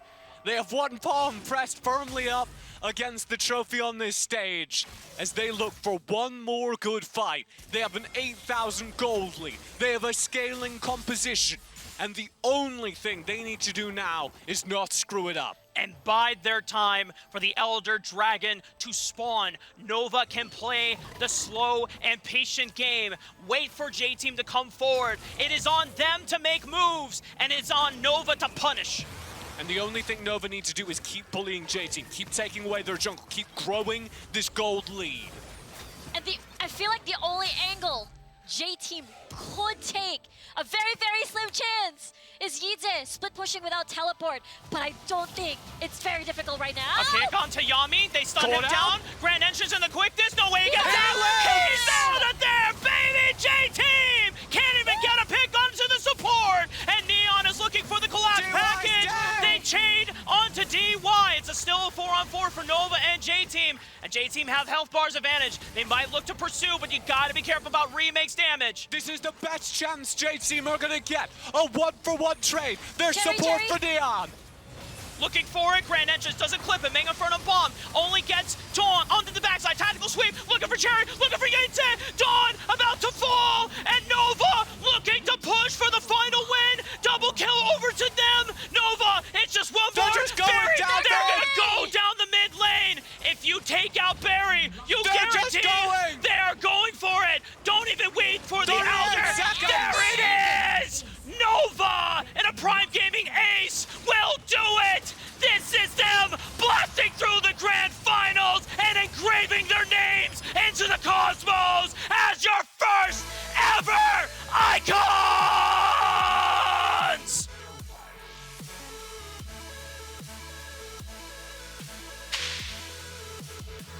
What a statement for Nova Esports. 3-0 in the final. We didn't know if they were going to be able to complete the sweep, complete the final game, and there it is. Not even close. It's insane when we look at their journey coming from play-ins. They had a few bit of struggles a little bit when we talk about teams that took games off of them, but it did not stop them. It did not stop them at all. 4-0ing, they took down FPX even in the playoffs. They had to make roster swaps. They had to come here and beat the best teams in the WRL back to back after climbing all the way out to the play-in stage. And this has got to be the best selfie that they have ever taken. Damn right, TJ, get the trophy in the picture with you guys. That is your name right. That is yours. You have earned it with every single match. Nova Esports, your world champions.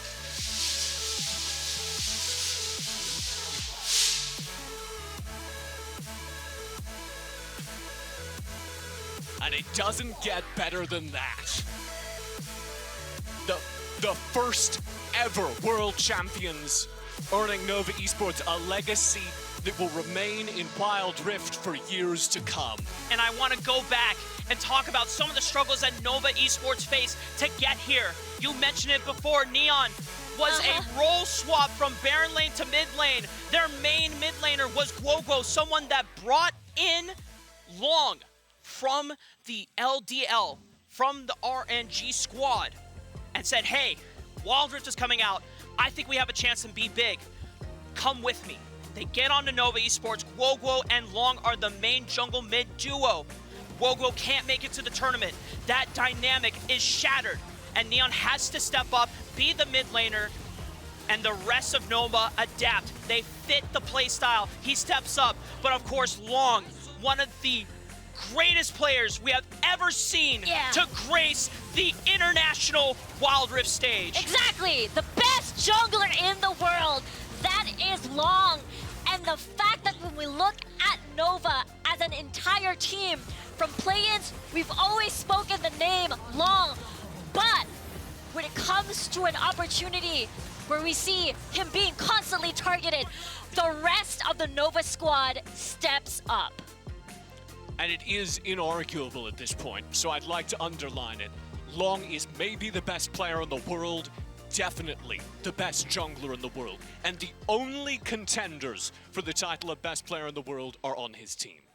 And as we are getting ready to send it down to the desk. Our first ever Wild Rift Global Champions, Nova Esports. Congratulations to you guys. Now, we want a chance, of course, to talk to everybody here. We'll start with you, Isa. We heard that you went through a little bit of a character development since the play-in, so how have you changed as a person throughout Icons? 首先，恭喜 Nova 拿下了本次 Icons 的总冠军信。首先，第一个问题想要问到的是宜泽，听说你在入围赛之后是进步最大的一名选手，那你觉得你进步最多的地方是在于什么呢？进步就是状态回暖了吧，感觉。I think maybe I improved a lot on my status when I was get on the stage. Okay, that's it. Awesome. And the man himself, Long, we've been saying it for a while, but it is confirmed now. How do you feel being the best jungler in the world? And will you start practicing more? OK， 那他想要问到的是，其实我们之前很多人都有在讨论嘛，那个龙选手呢是目前世界上最好的打野，你自己怎么看待这个称呼？然后你觉得在未来你还有什么需要去进步的地方吗？我觉得现在我可以算是趟最强打野了吧，然后以后的话就慢慢加油吧，向着更强的一步进军吧。Okay, indeed now I can see that I'm the best jungler from the world. I'm the top level jungler. And I hope I can make more improvement in the future in the Wild Rift Esports. Now, and Neon, you were originally a Baron laner, and how did it feel coming into the first global championship for Wild Rift, playing a different role with such little time? 下一个问题想要问一下年选手，因为你之前其实是单人路的选手嘛，然后这次在很短的这个时间之内来到了 Icons 的舞台，并且去打了一条不一样的线路，换到了中路，然后这对于你来说的话有什么样的意义吗？本来觉得中路这个位置我应该就是不太适合吧，后面就跟队伍磨合多了之后，我觉得是我的队友成全了我，给了我一个打中路的机会，所以发挥才会就比较稳定吧。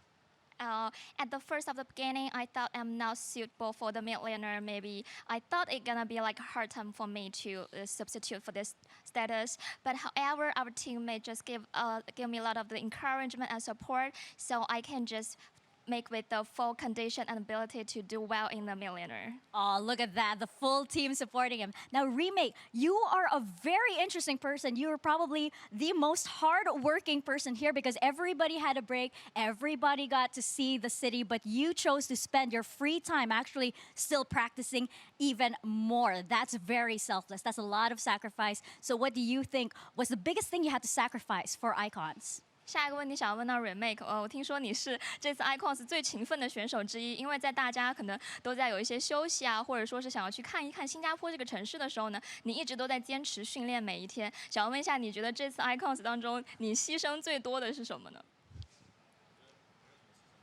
声音很小，没声音。喂，好了，我觉得没有什么牺牲吧，因为当得到胜利的这一刻，就所有东西都不重要了。我觉得我很感谢我的队友，然后也感谢我自己。I don't think I sacrificed a lot because all my effort was amply rewarded by this trophy. I want to appreciate to our teammates for their teamwork. Good. Wow, it's all worth it. I wonder why the rest they laugh. The rest they laugh when I said Remake was very, very hardworking with no breaks as well. And Yami, you were not just the best support in the world, but I hear that you were also a very, very good support in real life because you shouldered responsibility for the team. Where do you draw your strength from? 想要问一下 Yami， 因为其实知道你在团队当中就是被大家做了很多的贡献和支持嘛，尤其是每一次龙在打团的时候，都肯定要离不开你的帮助。然后呢，你也是团队当中非常有责任感的一名选手，可能承担了很多。那你来到这里之后呢，谁给予就是你给予了大家很多的支持，那谁给予了你这么强的一个支持呢？首先很感谢我的队友嘛，他们带我一起拿了这个冠军，然后就是感谢我们的教练，还有虽然没有来的郭郭，还有辉耀。还有我们经理，还有支持我们的粉丝，特别感谢一个人 ，TFC 的 AD Wind，感谢他，说一句我爱他，就感谢这些吧。Okay. Lots of the appreciation to our teammates, our coach Hui Yao back home watching in China, and our coach Ahao, and our manager, and all the fans around the world to support us. So finally we can get here to have this trophy. And finally, one special person for me, I want to appreciate it, the AD carry from TFC. He gave me a lot of the support during the scrim and the training. I thank him a lot, and I love him. Oh, wow. Look at that. All the love. Well, all the love for you guys as well. Isa, Long, Nian, Remake, Yami, you guys are the best in the world. A clean 4-0. Nobody can deny that now. 24 teams, 8 regions. Take your trophy and come center stage as our first ever Wild Rift Icons Global Champions. 恭喜你们！现在你们可以拿下奖杯，站到我们的舞台中央，一起来庆祝属于你们的胜利。好，我们拿着到。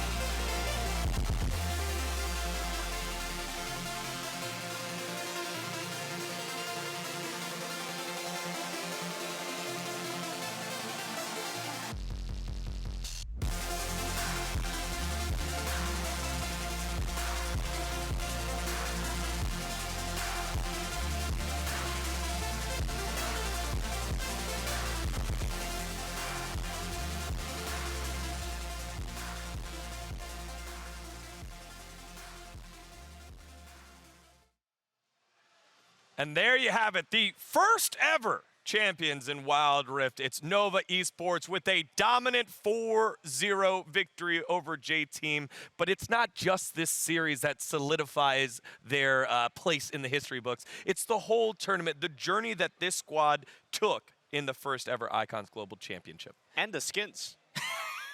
And the skins, yes, thank you. The Star Guardian skins that came out, the buff. But yes. Champion skins Champion as well. skins. And the champion skins that will help. We love our cosmetics. Yes. We love Nova.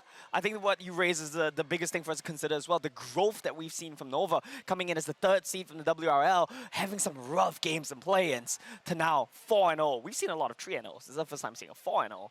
Just amazing performance from Nova. And I love the growth for this team as well. You know, the play-ins, it was, you know, Furious Gaming that actually took a game from Nova. And we were all thinking, we were like, okay, is this Nova team able to step up to the task? And they've grown as the tournament goes on. They've been players that have stepped up as well, especially Nyan in the mid lane as well. You know, stepped up, getting a solo kill in this last game as well. And this whole squad in total has just really, really stepped it up, and they're deserved winners. I think we can't neglect the fact as well that Nian came in as a substitute for this team. And I think Yummy just now shouted out Guaguo as well. He wasn't able to make it. But Nian, man, what a performance on him throughout the tournament. He started off a bit slow, like we said, cocky one trick. But by the end of this tournament, solo killing people on cocky, playing champions like the Diana, styling on another finalist team. Just such growth. And when you look back towards J-Team's journey as well, they weren't a bad opponent for them. They went and doubled down on what won them the games against Team Flash in their semifinals match. They played the best they could, but Nova were able to counter that. They knew what needed to be done. They came in with their own game plan, a composition that said, you can ban away champions on long. We will still have something in store for us. We managed to see Nian step up. We saw the entire team step up, very frankly. I love that from them. Remaking Yami in the bot side for me have grown so much throughout the course of this competition, and their impact, especially when you least expect it, being able to find these incredible moments to engage, like with the Rakan here, were big reasons why they were able to so cleanly close out 4-0. Yeah, for me, I mean, you know, you mentioned briefly about, you know, J-Team as well. I think, you know, J-Team will still come into this and they'll still feel happy. I feel like, you know, even though this was a dominant finals and Nova on the day, you know, are just a better team. And I think overall are just a better team. But, you know, J-Team, not even the team that was really supposed to come into this. They come all the way, they go into the grand finals. But like I said, you know, J-Team tried everything. They tried everything. They tried different drafts. They tried different play styles. But Nova overall are just a whole another level of team. And they're the best team in the world. Right. We got to highlight the best player in the world last year in Hueba, leading his squad to the Horizon Cup. But this year, I think we have solidified the best player in the world. I'll correct TJ. The best player in the world. It's Long in the jungle. Many players stepped up for this squad, but to have this player be the focal point for so long in so many different games with so many different game plans thrown against him, including Leviathan throwing out 6 bans against him and still finding ways to carry, it was a performance worthy of the championship. I don't want to get too ahead of myself here, but so what you're telling me basically is if you want to know who's going to win Icons next year, just look for the team with the best jungler. Hueba, now Long. Jungle Def. Jungle Def. But look what happened to Hueba this year. But yeah, but we don't talk about that. That's not, he said once he's coming into the competition. No, he didn't say anything about longevity after the competition. I'll give you that. With such a big champion pool, I mean, which one does he use for the skin? Like, he's played everything at this point, Echo, right? maybe. That's unique to him. That's true. That's true. But if everyone thinks about Long, I feel like that Jax picks as priority. Right. Jax was up there as well, but we saw Jax at Horizon Cup. I go with Echo as well, as we see victorious Nova Esports walking on through, and they Where's know the trophy? That the work has been done. It's all the way in the back. It's in the safe There hands it of the carry. You can see the trophy in the back. The man with the hands, who's had the hands the whole tournament. Of course, it's Long carrying the trophy. It's the right. It's right. His rightful trophy. He's claimed the crown. He's claimed the throne. Yeah, for Well-deserved. me, Long, you know, MVP of this series and MVP of the entire tournament. Yeah, give him all the MVPs. I think you know he's stepped it up. He's proven why coming into this he was the best player in China. He was the best player in the WRL, and he's proven it on the global stage as well. So he's proven it regionally, and now he's proven it globally as well. It's absolutely massive. Undoubtedly, absolutely. Again, a full squad of players and their whole growth, but led by the man who's led the way the whole time from play-ins on in. Most kills in the tournament, most bans taken in the tournament, largest champ pool in the tournament. This is a Nova Esports will go down in history, but this is also one of the best individual performances we will see in a long time by Long. And I think what's amazing about the victory that we saw from Nova is not only did they take down J-Team, not to take anything away from J-Team, but on the way here in the semifinals, they also took down FPX, the champions of the WRL, in such convincing fashion. I think J-Team have left no doubts in my mind, no doubts in any of our viewers' mind, that they are the best team in the world, 100%. I think Nova only dropped about like 2 or 3 games in this entire One was to Furious. Yeah, one was to Furious, but I think it was about 2 or 3 games they've dropped in this I think it's 3, but I can't exactly tell you. One's FPX, one's a Furious, and I think one more. There might be one more. Flash Even Wolves. so. Flash Wolves. Yeah. No way. They lost the game to Flash Wolves? I think so. No longer the rightful champions in my mind. As you see, all the members of Nova taking it all in, the hard work of a whole year paying off in the first year in our very young esport in Wild Rift. It has been quite the journey, and to see it all pay off for all these players, all the staff, the coaching staff, the management, it feels good. You can't help but feel good for Nova Esports, again, making the decision as a normally going with a Western roster, then shifting their focus on over to the WRL and finding not only a little bit of success, but a lot of success there, and then finding that form necessary on the global stage has just been a huge, huge step here. World champions for a reason, right? And I love that you shouted out the staff as well. WRL teams normally have huge staffs. We can't name every single one of them, but man, what amazing prep they did for the finals. Yep. All credit to them as well. The drafts were amazing. The game plans from Nova were amazing as well. And I think that this team not only plays amazingly on the Rift, but they are so well prepared off the Rift. Well, for such a big win, you need a big call as Nova Esports dominates the championship game. Here's the winning moment in our HyperX call of the game. This is them blasting through the grand finals and engraving their names into the cosmos as your first ever Icons!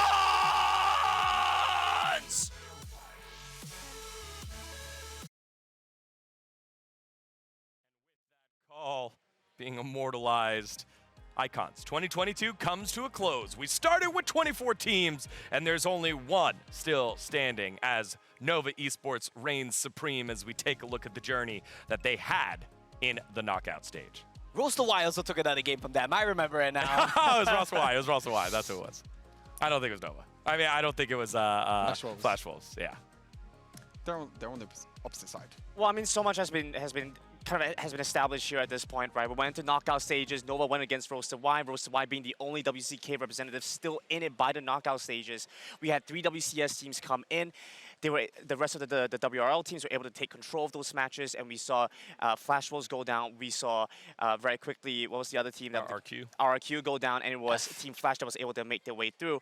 At that point onwards, you know, we still had some difficult matches coming ahead for us. J-Team with an amazing sweep over Team Flash, being able to take that 3-0. And then on the opposite side of the bracket, it was ultimately that Nova Fun Plus match that took a spiritual toll on Nova. They had to find themselves in that series. I just realized something as well. On their path to the championship, Nova took down the #1 WCK team, #1 WCS team, Team Flash in groups, and the #1 WRL team, Fun Plus Phoenix as well. This is just, they've done it all. They've cleared the Elite Tree. They had to go through such a big journey, and to get more insight on that, let's send it on over to Mika with the MVP of Icons in our Verizon post-game interview. Hey guys, Mika Fabs here with Michelle and our finals MVP. I don't think there was any doubt at all. It's Long from Nova Esports, our champions, and there is your trophy to go along with the award. Long, I don't think there was any doubt at all that you were going to be the MVP of the grand finals. Now, we have to ask, there was so much pressure on you to deliver. Did you ever feel like you were going to crack at any time, or did you ever feel overwhelmed? OK， 那首先是非常恭喜你啊，毋庸置疑的拿到了这次 Icons 的 FMVP， 我们都是非常确信这个人选会是你的。然后想要问一下，就是你觉得来到这里之后呢，会不会有很多的压力？因为大家可能目光都集中在你的身上。我觉得一路走来的话，还是蛮冷静的吧。我觉得就是走一步看一步吧，先赢下当前的再说。也没想到会最后夺得冠军。I don't think that too much far. Actually, I don't think too much pressure on my shoulder. I just want to take step by step. And finally, we can get here is something that surprised me a lot. Oh, wow. That's actually good advice for anybody who might be under a lot of pressure, just like this guy was. Now, I wonder, what is next for you? I mean, you're the best jungler in the world. How do you top that? 下一个想要问到的是，你已经成为世界上最优秀的打野了，怎么样去超越自我呢？还是多学习一下其他的打野吧。如果他有亮点的话，我还是会去学习的。I still want to learn more from other junglers around the world. If they got the key ability I don't have, I'm gonna learn from him. Oh, wow. That is so generous. I mean, all the other junglers that we've seen at Icons out there, I mean, come on. Long wants to learn from you guys as well. Now, something fun. How are you going to celebrate? 最后一个有一点有趣的问题，想问一下赛后怎么庆祝一下赛后先睡觉吧。？Because we have all suffered from the insomnia, so we need to get a good sleep after the celebration, maybe. I feel you there. I actually do feel you there. I cannot wait. Now, message to all of your fans and supporters out there for you personally and the rest, of course, of Nova Esports. 最后呢，给所有就是我们 WRL， 包括就是全世界支持你们的粉丝们说点什么吧。说点现在你们支持的就是冠军队伍了，就有牌面了。So now what the team you have supported gonna be like the championship team around the world. You should be proud of us. I hope we don't let you down. Oh, I know that they are so proud of you, Long. Congratulations once again. And of course, looking forward that you get your well-deserved good night's rest. Back to you guys. Thank you very much, Mika and Michelle, for the translations. Of course, Long for his time. Congratulations and a well-deserved MVP award. And still saying, I would love to absorb all the knowledge possible in this game to truly solidify his place as the best player in the world. He said he wanted to learn from all the other junglers, Digon, but I think he went a step further. I think he downloaded everyone.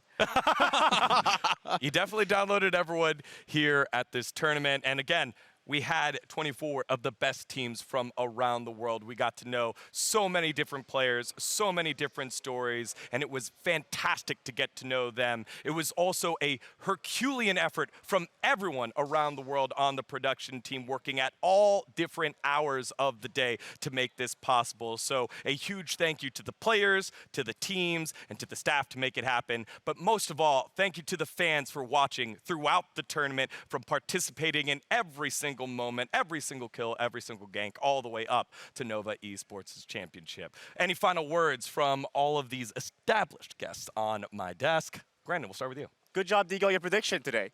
Thank you. It's pretty good. Hey, I said 4-0. Good job, Digo, your prediction today. Then you also predicted J teams. Yeah, I mean, that is true. It takes away half the credit there. Well, for me, thanks to production and thanks to the fans, like Digon said, you guys are the real MVPs. Yeah, for sure. It's been an honor to be here, with all of you guys as well. Everyone else, Rafa, TJ, me, Riku, and everyone. It's been an honor to be here. I've had a blast, and yeah, it's been great. But yeah, like you said, the fans as well. Without you guys, this wouldn't be possible. So it's amazing. Huge fans like Taz. Taz has been there for us the whole time. And my mom, who was texting me the whole time. I knew Nova was going to win. Texted me right when she won. All right, everyone. That is the first ever Icons Global Championship. Nova Esports are your champions. And don't worry, we won't be gone long. More Wild Rift will be right around the corner before you know it. Now, on behalf of myself, the casters, and the entire live broadcast crew here for Wild Rift, we thank you so much for watching, and we will catch y'all next year for the return of Wild Rift Esports. See you then.